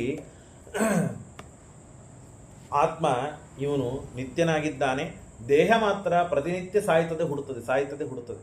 ಇದು ನಮ್ಮ ಶಾಸ್ತ್ರ ಅಲ್ಲ. ಹೇಳೋ ತಾತ್ಪರ್ಯ ಏನು ಅಂತಂದರೆ, ಆಯುಷ್ಯ ಕಳೀತಾ ಹೋಗ್ತದೆ. ಇದೇ ಜನ್ಮದಲ್ಲೇನೆ ನಮಗೆ ಕೌಮಾರ, ಯೌವನ, ಜರ ಇದ್ದಂತೆ ದೇಹಾಂತರಗಳು ಪ್ರಾಪ್ತಿಯಾದಕ್ಕಾಗಿ ಯಾಕೆ ನಾವು ದುಃಖ ಪಡಬೇಕು? ದುಃಖ ಪಡುವುದಿದ್ದರೆ ನಾನು ಯೌವನವನ್ನು ಕಳೆದುಕೊಂಡೆ, ಹಾಳು ಮಾಡಿಕೊಂಡೆ, ಸಾಧನೆ ಮಾಡಿಕೊಳ್ಳಿಲ್ಲ, ಈಗ ವೃದ್ಧಾಪ್ಯ ಬಂದಿದೆ, ಈಗೂ ಹಾಗೆ ನಾನು ಹಾಳು ಮಾಡಿಕೊಂಡು ಬಿಟ್ಟರೆ, ನಾನು ಸಾಧನದಿಂದ ಚ್ಯುತನಾಗಿಬಿಟ್ರೆ ನನ್ನ ದೇಹ, ನನ್ನ ಜನ್ಮ ಉದ್ಧಾರವಾಗುವುದಿಲ್ಲ ಅಂತ ನಾನು ತಿಳಿದುಕೊಂಡು ಸಾಧನೆ ಮಾಡಬೇಕು. ಅದು ಬಿಟ್ಟು ಅಳತಾ ಕೂತ್ರೆ ಹೇಗೋ ಅಂತ ಹೇಳಿ ನಿತ್ಯ ಆತ್ಮ ವಿಶುದ್ಧ ಸರ್ವಗಪ್ಪರಃ ದತ್ತೇಸೌ ಆತ್ಮನ ಲಿಂಗಂ ಮಾಯೆಯ ಅಸರ್ಜನ್ ಗುಣ ಯಥಾಂಬಸಿ ಪ್ರವಕ್ತ ತರವೋಪಿ ಚಲಾ ಇವ ಚಕ್ಷುಷಾ ಭ್ರಾಮ್ಯಮಾಣೇನ ದೃಶ್ಯತಿ ಭ್ರಮದಿ ಭ್ರುವೋ ಬಹಳ ಸುಂದರವಾದ ಉಪದೇಶಗಳಿವೆ. ಈ ಎಲ್ಲ ಉಪದೇಶಗಳನ್ನು ಮಾಡ್ತಾನೆ. ಅದಕ್ಕೆ ಒಂದು ದೃಷ್ಟಾಂತಪ್ರಾಯವಾಗಿ ಒಬ್ಬ ರಾಜನ ಕಥೆಯನ್ನು ಹೇಳ್ತಾನೆ. ಆ ಕಥೆಯನ್ನು ಹೇಳಿದರೆ ನಿಮಗೆ ವಿಶ್ವಾಸ ಬರ್ತದೆ, ನಾವು ಹೀಗೆ ಮಾಡಬೇಕು ಅಂತ ನಿಮಗೆ ತಿಳಿತದೆ. ಉಶಿನರ ದೇಶ, ಅಲ್ಲಿ ಸುಯಜ್ಞ ಅಂತನೂ ಒಬ್ಬ ರಾಜ. ಅವನು ಭಾರಿ ಪರಾಕ್ರಮಿ ರಾಜ. ಅಂತಂದಮೇಲೆ ಯುದ್ಧವಾಡೋ ಪ್ರಸಂಗ ಬಂದೇ ಬರ್ತದೆ. ಯುದ್ಧವಾಡಲಿಕ್ಕೆ ಹೋಗಿದ್ದಾನೆ. ಅಕಸ್ಮಾತ್ ಏನೋ ಆಗಿ ಅವನಿಗೆ ಸಾವು ಬಂದಿದ್ದು, ಸತ್ತು ಹೋಗಿದ್ದಾನೆ ಪಾಪ. ಸುಯಜ್ಞ ಸುಯಿನರ ದೇಶದ ಅಜ. ಆದರೆ ವಿಚಿತ್ರ ಏನಂದರೆ, ಉಶೀನರೇಂದ್ರಂ ವಿಧಿನಾ ತಥಾಕೃತಂ ಪತಿಂ ಮಹಿಷ್ಯ ಪ್ರಸವೀಕ್ಷ ದುಃಖಿತಾ. ಎಲ್ಲರೂ ಅಳ್ತಾ ಇದ್ದಾರೆ. ಹೆಂಡತಿ, ಮಕ್ಕಳು, ಬಂಧು ಬಾಂಧವರು ಸುತ್ತಲೂ ಕೂತು ಆ ರಾಜನ ಶವದ ಮುಂದೆ ಅಳತಾ ಕೂತಿದ್ದಾರೆ. ಎಷ್ಟೊತ್ತು? 1 ತಾಸ, 3 ತಾಸ, 5 ತಾಸ, ಹಾಗೆ ದಿನಗಳು ಸಾಕ್ತಾ ಇವೆ. ಸಂಸ್ಕಾರವೇ ಮಾಡ್ಲಿಕ್ಕೆ ಕೊಡ್ತಾ ಇಲ್ಲ. ಹತಾಸ್ಮನಾಥೇತಿ ಕರೇಹಿ, ತಲಿ ಬಡ್ಕೊಳ್ತಾ ಇದ್ದಾರೆ ಕೈಗಳಿಂದ. ಕರೈಹಿ ರೋ ಭೃಶಂ ಗ್ರಂಥೋ ಮುಹುಸ್ತತ್ ಪದಯೋ ಹೃದಾಪದಲ್ಲ. ಅವನ ಮೇಲೆ ಉಳುತ್ತಾ ಇದ್ದಾರೆ. ಇಷ್ಟು ದುಃಖದಿಂದ ಅಳತಾ ಇದ್ದಾರೆ. ಅಹೋ ವಿಧಾತ್ರ ಕರುಣಾಕರೇಣ. ದೇವತೆಗಳಿಗೆ, ಸಜ್ಜನರಿಗೆ, ಗುರುಗಳಿಗೆ, ಉಪದೇಶ ಮಾಡುವವರಿಗೆ ಎಲ್ಲರಿಗೂ ಬೈತಾ ಇದ್ದಾರೆ. ಅಕಾಲ ಮರಣ ಬಂತು, ಪುಣ್ಯ ಇಲ್ಲ, ಪಾಪ ಇಲ್ಲ, ಕರ್ಮ ಇಲ್ಲ, ದೇವರಿಲ್ಲ, ದೇವತೆ ಇಲ್ಲ, ಬಂಧು ಇಲ್ಲ ಅಂತ ಎಲ್ಲರನ್ನು ಬೈತಾ ಇದ್ದಾರೆ. ಅಕಾಲ ಮರಣ ಬಂತ್ರಿ ಅಂದಮೇಲೆ ದೇವರಿಗೆ ಕರುಣ ಇಲ್ಲ, ಈ ರಾಜ ಇಲ್ಲ ಅಂದ್ರೆ ನಾವು ಬದುಕುವುದು ಹೇಗೆ ಅಂತ ಹೇಳಿ ತಮ್ಮ ಸ್ವಾರ್ಥಕ್ಕಾಗಿ, ತಮ್ಮ ದುಃಖಕ್ಕಾಗಿ ದೇವತೆಗಳನ್ನು, ವಿಧಾತ್ರ ಬ್ರಹ್ಮದೇವರನ್ನು ನಿಂದೆ ಮಾಡ್ತಾ ಇದ್ದಾರೆ. ಕೃತೋಧುನಾ ಏನ ಶುಚಾಂ ವಿವರ್ಧತಃ ತ್ವಯಾ ಕೃತಜ್ಞೇನ ವಯಂ ಮಹೀಪತೆ ಕಥಂ ವಿನಾಸ್ಮ್ಯಾಮ ಧೂರ್ತಮೇನ ತತ್ರತಃ ಪ್ರೇತ ಬಂಧೂನಾಂ ಆಶ್ರಿತ್ಯ ಪರಿವೇದನಂ. ಆಗ ಇಷ್ಟು ಅಳತಾ ಕೂತಾಗ, ಬಹಳ ದುಃಖದಿಂದ ನೋವಿನಿಂದ ಒದ್ದಾಡ್ತಾ ಇದ್ದಾಗ ಯಮದೇವರಿಗೆ ಆಶ್ಚರ್ಯವಾಯಿತಂತೆ. ಯಮದೇವರು ತಲೆ ಬಡ್ಕೊಂಡ್ರಂತೆ, ಏನಪ್ಪ ಇವರು ಇಂಥ ಬಂಧುಗಳಿದ್ದಾರೆ, ಸಂಸ್ಕಾರಕ್ಕೂ ಸಮಯ ಕೊಡ್ತಾ ಇಲ್ಲ ದೇಹಕ್ಕೆ.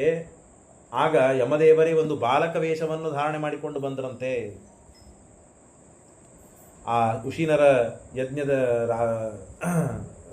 ರಾಜನ ಸಾವಿಗೆ ಇಷ್ಟು ಜನ ಒದ್ದಾಡ್ತಾ ಇದ್ದಾರೆ.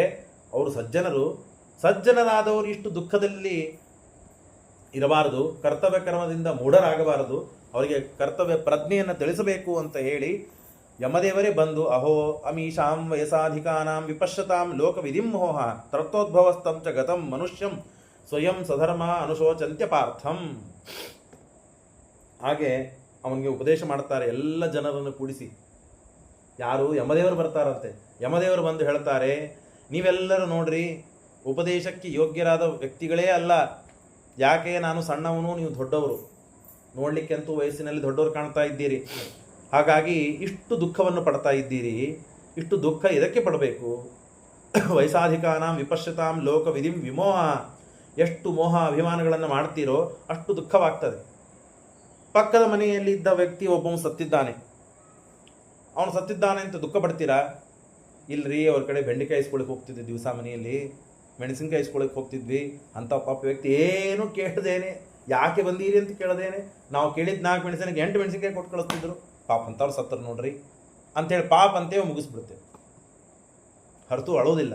ಅದೇ ನಮ್ಮ ಮನೆಯಲ್ಲಿ ಈ ಪ್ರಸಂಗ ಬಂತು ಅಂದರೆ ಆಗ ಬಹಳ ಅಳ್ತೇವೆ.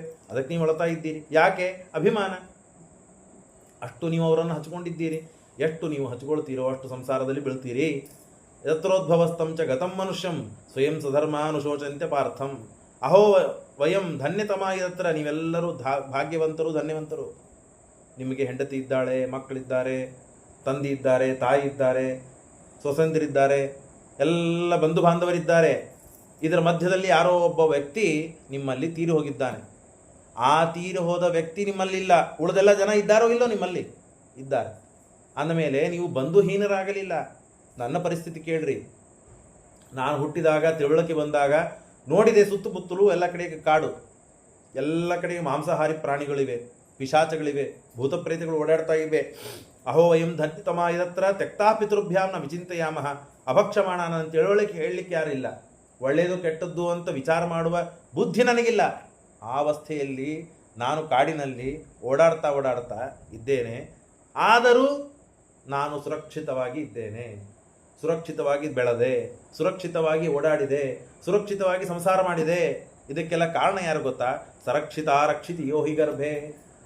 ನಿನಗೆ ಹಸಿವೆ ಆಗಿದಲ್ಲ, ನಿನ್ನ ತಾಯಿಗೆ ಹೋಗಿ ಕೇಳ್ತಿ, ಯಾರು ಇದ್ದಾರೋ ಅವ್ರಿಗೆ ಹೋಗಿ ಕೇಳ್ತಿ.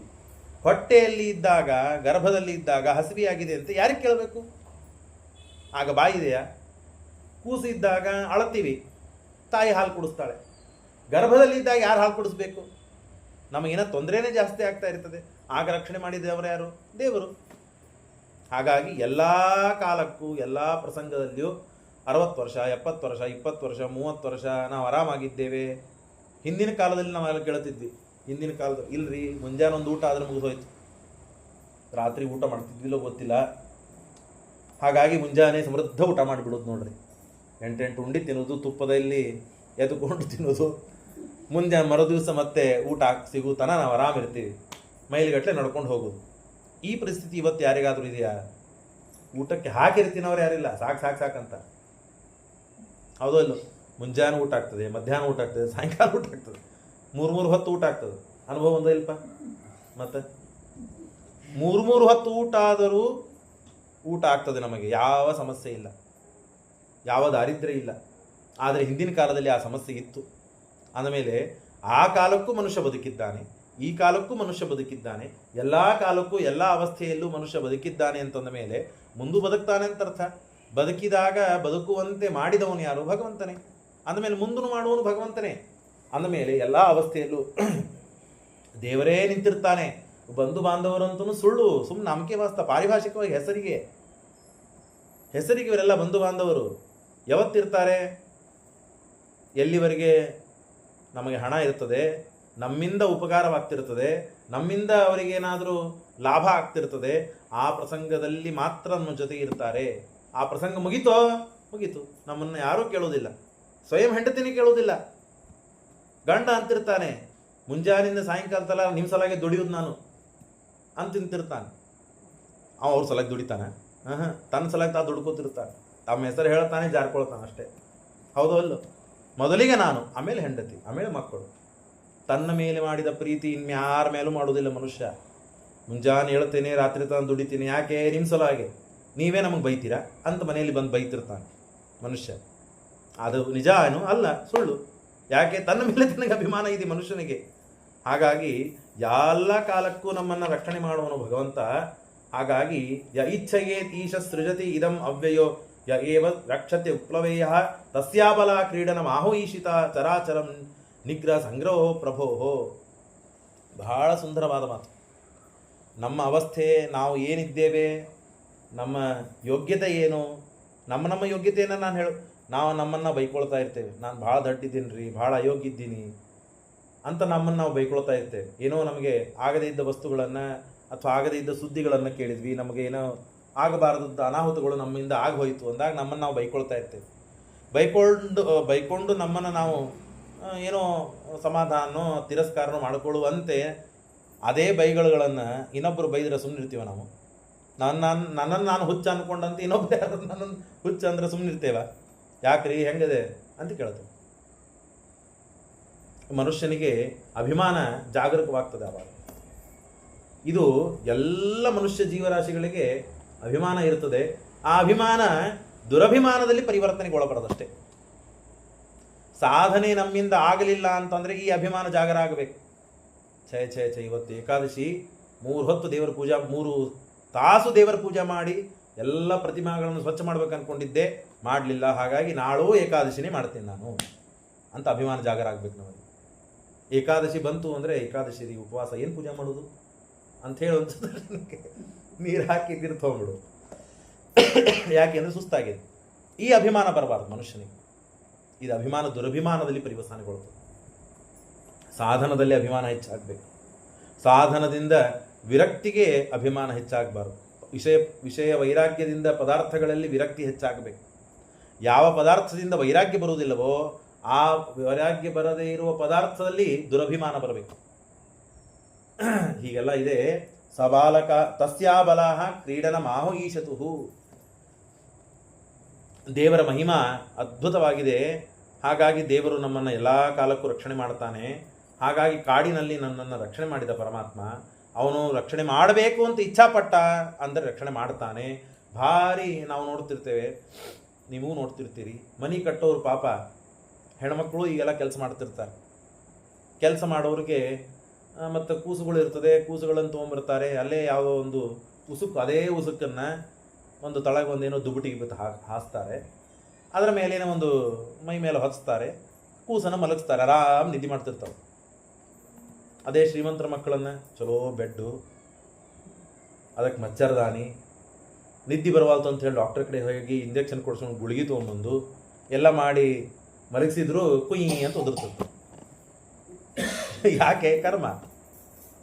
ನಿದ್ರೆ ಮಾಡಿಸಬೇಕು ಅಂತ ದೇವರಿಚ್ಛೆ ನಿದ್ದೆ ಮಾಡುತ್ತದೆ ಕೂಸುಗಳು. ಭಾರಿ ಅಂದರೆ ನಿದ್ದೆಗೆ ಬೇಕಾದದ್ದು ಚಲೋ ಹಾಸಿಗೆ ಬೆಡ್ ಅಲ್ಲ, ಅವನ ಕರ್ಮ, ಅವನ ಪುಣ್ಯ. ಭಾರಿ ಭೋಗಿಸುವ ಐಶ್ವರ್ಯ ಇರ್ತದೆ, ರೋಗ ಬಂದ್ಬಿಟ್ಟಿರ್ತದೆ, ಏನು ಭೋಗಿಸ್ತಾನೆ? ಭೋಗಿಸ್ಲಿಕ್ಕೆ ಆಗೋದಿಲ್ಲ. ಹಾಗಾಗಿ ಎಲ್ಲ ವಿಪರ್ಯಾಯಗಳನ್ನು, ಅನ್ವಯ ವ್ಯತಿರೇಕಗಳನ್ನು ನೋಡಿದಾಗ ಇದಕ್ಕೆ ಬೇಕಾದದ್ದು ದೇವರ ರಕ್ಷಣೆ, ದೇವರ ಇಚ್ಛೆ, ದೇವರ ಅನುಗ್ರಹ. ಹಾಗಾಗಿ ಬದುಕಬೇಕು ಅಂತ ದೇವರ ಇಚ್ಛಾಪಟ್ಟ ಅಂದರೆ ಭಾರಿ ಗಟ್ಟಿಮುಟ್ಟಿಯಾದ ವ್ಯಕ್ತಿಯೂ ಬದುಕ್ತಾನೆ, ಭಾರಿ ಗಟ್ಟಿಮುಟ್ಟಿಯಾದ ವ್ಯಕ್ತಿಯೂ ಸಾಯ್ತಾನೆ. ಎರಡೂ ದೇವರ ಇಚ್ಛಾ ಇದೆ. ಹೀಗೆ ಅವಸ್ಥೆ ಇದೆ. ಬ್ರಹ್ಮದೇವರೇ ಈ ಮಾತನ್ನು ಹೇಳ್ತಾರಂತೆ. ಬಂದು ಕೇಳಿದ್ರಂತೆ, ಅಲ್ಲ, ನಾನು ಸೃಷ್ಟಿ ಮಾಡಿದ್ದು ನೀನು ನೋಡಿದೆ, ಸ್ಥಿತಿ ಮಾಡೋದು ನೀನೇ ನೋಡ್ತಾ ಇದ್ದೇನೆ, ಸಂಹಾರ ಮಾಡೋದು ನಿನ್ನನ್ನೇ ನೋಡ್ತಾ ಇದ್ದೇನೆ, ಹಾಗಾದರೆ ನಿನ್ನ ಮೇಲೆ ಯಾರೂ ಇಲ್ವಾ? ನಿನ್ನ ಮೇಲೆ ಯಾರು ಇಲ್ಲೇನೋ ಜಗತ್ತಿನಲ್ಲಿ ಅಂತ ಕೇಳಿದರೆ ಬ್ರಹ್ಮದೇವರು ಹೇಳ್ತಾರಂತೆ, ನಾಹಂ ನಚ ಶಿವೋನ್ನೇಚ ತ್ವಚ್ಛಕ್ತ್ಯಾಂಶೇಕ ಭಾಗಿನಃ ಬಾಲಕ್ರೀಡನ ಕೈರ್ಯದ್ವತ್ ಕ್ರೀಡತೆ ಅಸ್ಮಾಭಿರಚ್ಯುತಃ. ಇಲ್ಲಪ್ಪ, ಹಾಗೇನಿಲ್ಲ, ನನ್ನ ಮೇಲೆ ಒಬ್ಬ ಸ್ವಾಮಿ ಇದ್ದಾನೆ ನಾರಾಯಣ, ಅವನು ನನಗೆ ಈ ಸ್ಥಾನವನ್ನು ಕೊಟ್ಟು ಏನೋ ಕೆಲಸವನ್ನು ಕೊಟ್ಟಿದ್ದಾನೆ, ಆ ಕೆಲಸವನ್ನು ಸುರಕ್ಷಿತವಾಗಿ ಅವನ ಅನುಗ್ರಹದಿಂದಲೇ ಮಾಡ್ತಾ ಇದ್ದೇನೆ. ಯಾವತ್ತು ಬೇಡ ಅಂತ ಅವನಿಗೆ ಅನ್ನಿಸ್ತದೆ, ಪದದಿಂದ ಸ್ಥಾನದಿಂದ ನನ್ನನ್ನು ಎತ್ತೊಗಿತಾನೋ ಗೊತ್ತಿಲ್ಲ. ಹೇಗೆ ಸಣ್ಣ ಮಕ್ಕಳುಗಳು ಆಟಿಕೆ ಸಾಮಾನವನ್ನು ಮನೆಯನ್ನೇ ಅದಕ್ಕೆ ತೊಗೊಂಡು ಬರ್ತೀರಿ, ಕೊಡ್ತೀರಿ, ಪ್ರೀತಿಯಿಂದ ಆಟ ಆಡಿಸ್ತಿರ್ತದೆ. ಗೊಂಬೆ ಇರ್ತದೆ, ಚಂದ ಹಿಕ್ತಾರೆ ಅದಕ್ಕೆ, ಗೊಂಬೆಗೆ ಕೂದಲು ಬಿಟ್ಟು ಹೆರಳು ಹಾಕ್ತದೆ ಕೂಸು, ಅದಕ್ಕೆ ಬಗಲಿಗೆ ಇಟ್ಟು ಮಲಗಿಸ್ತದೆ, ತಾನು ಹಚ್ಕೊಳ್ಳೋ ಹಾಸಿಗೆಯನ್ನು ಅದಕ್ಕೂ ಹಾಸಿ ಹೊಚ್ಚಿಸ್ತದೆ, ತಾನು ಊಟ ಮಾಡುವಂತೆ ಅದಕ್ಕೆ ಊಟ ಎಲ್ಲ ಮಾಡ್ತದಿಲ್ಲ ಕೂಸುಗಳು. ಆ ಗೊಂಬೆಗೆ ತನಗೆ ಎಷ್ಟು ಪ್ರೀತಿ ತಾನು ಮಾಡ್ಕೊಳ್ತದೋ ಅಷ್ಟೇ ಪ್ರೀತಿ ಗೌರವಗಳನ್ನು ಆ ಗೊಂಬೆಗೂ ಕೂಸು ತಾನು ಮಾಡ್ತದೆ. ಬೇಸರ ಬಂತು ಅಂದರೆ ಎತ್ತಿ ಬಿಡ್ತದೆ, ಎಲ್ಲಿ ಹೋಗಿ ಮೂಲೆಯಾಗಿ ಬೀಳ್ತದೋ ಗೊತ್ತಿಲ್ಲ, ಯಾವ ಘಟ್ಟದಲ್ಲಿ ಬಿಸಾಕ್ತದೋ ಗೊತ್ತಿಲ್ಲ ಕೂಸು. ಆಗಿದೆ ನಮ್ಮ ಅವಸ್ಥೆ. ಕೂಸಿಗೆ ಬುದ್ಧಿ ಇಲ್ಲದೆ ಮಾಡ್ತದೆ. ದೇವರು ಸರ್ವಜ್ಞನಾಗಿದ್ದಾನೆ. ಅವರವರ ಕರ್ಮ, ಅವರವರ ಯೋಗ್ಯತೆ, ಅವರವರ ಪುಣ್ಯ, ಅವರವರ ಪಾಪ ಅದನ್ನು ನೋಡಿಕೊಂಡು ಅಲ್ಲಿವರೆಗೆ ಹಿರಣ್ಯಕಶಿಪುಗಳಿಂದ ಪರಮಾತ್ಮ ನರಸಿಂಹ ರೂಪದಿಂದ ಏಟು ತಿಂದಿದ್ದಾನೆ. ಸುಮ್ಮನೆ ಸಂಹಾರ ಮಾಡಿಲ್ಲ, ಕೊನೆಗೆ ಸತ್ತ ಹಿರಣ್ಯಕಶಿಪು. ಯಾಕೆ? ಅವನ ತಪಸ್ಸು ಇದೆ, ಅವನು ವರ ಇದೆ. ಅಷ್ಟು ಕಾಲ ಅವನು ಮುಂದೆ ಕೇಳ್ತೀರಿ ನೀವು, ಘೋರವಾದ ತಪಸ್ಸು ಮಾಡಿದ್ದಾನೆ. ಹಾಗಾಗಿ ದೇವರು ಅವನ ಕಡೆಯಿಂದ ಏಟು ತಿಂದ. ಹಿರಣ್ಯಕಶಿಪುವನ್ನು ಪರಮಾತ್ಮ ಹಿಡಿದಾಗಲೂ ಹಿರಣ್ಯಕಶಿಪು ಬಿಡಿಸಿಕೊಂಡು ಹೋದ. ದೇವತೆಗಳಿಗೆ ಆಶ್ಚರ್ಯವಾಯ್ತಂತೆ, ಏನಪ್ಪಾ ನಮ್ಮ ನರಸಿಂಹದೇವರು ಸಮರ್ಥನಲ್ಲ, ಹಾಗಾದರೆ ಇವನನ್ನು ಸಂಹಾರ ಮಾಡಲಿಕ್ಕೆ ಅಂತನ್ನುವ ವಿಪರ್ಯಾಸವನ್ನು ಹುಟ್ಟಿಸಿದ ದೇವರು. ದೇವರಿಗೆಲ್ಲ ಮಾಡುವ ಸಾಮರ್ಥ್ಯ ಇದೆ. ಹಾಗಾಗಿ ಎಲ್ಲ ಲೀಲೆ ಪರಮಾತ್ಮನದು, ಅದನ್ನು ಅರ್ಥ ಮಾಡಿಕೊಳ್ಳ್ರಿ. ಅದನ್ನು ಬಿಟ್ಟು ಪತಚ್ಯುತಂ ದಿಟ್ಟತಿ ದಿಟ್ಟ ರಕ್ಷಿತಂ ಗೃಹೇ ಸ್ಥಿತಂ ತದ್ವಿಹಿತಂ ವಿನಶ್ಯತಿ ಜೀವತ್ಯನಾಥೋಪಿ ಯದೀಕ್ಷಿತೋ ವನೆ ಗೃಹೇಪಿ ಗುಪ್ತೋಸ್ತಿ ಹತೋ ನ ಜೀವತಿ.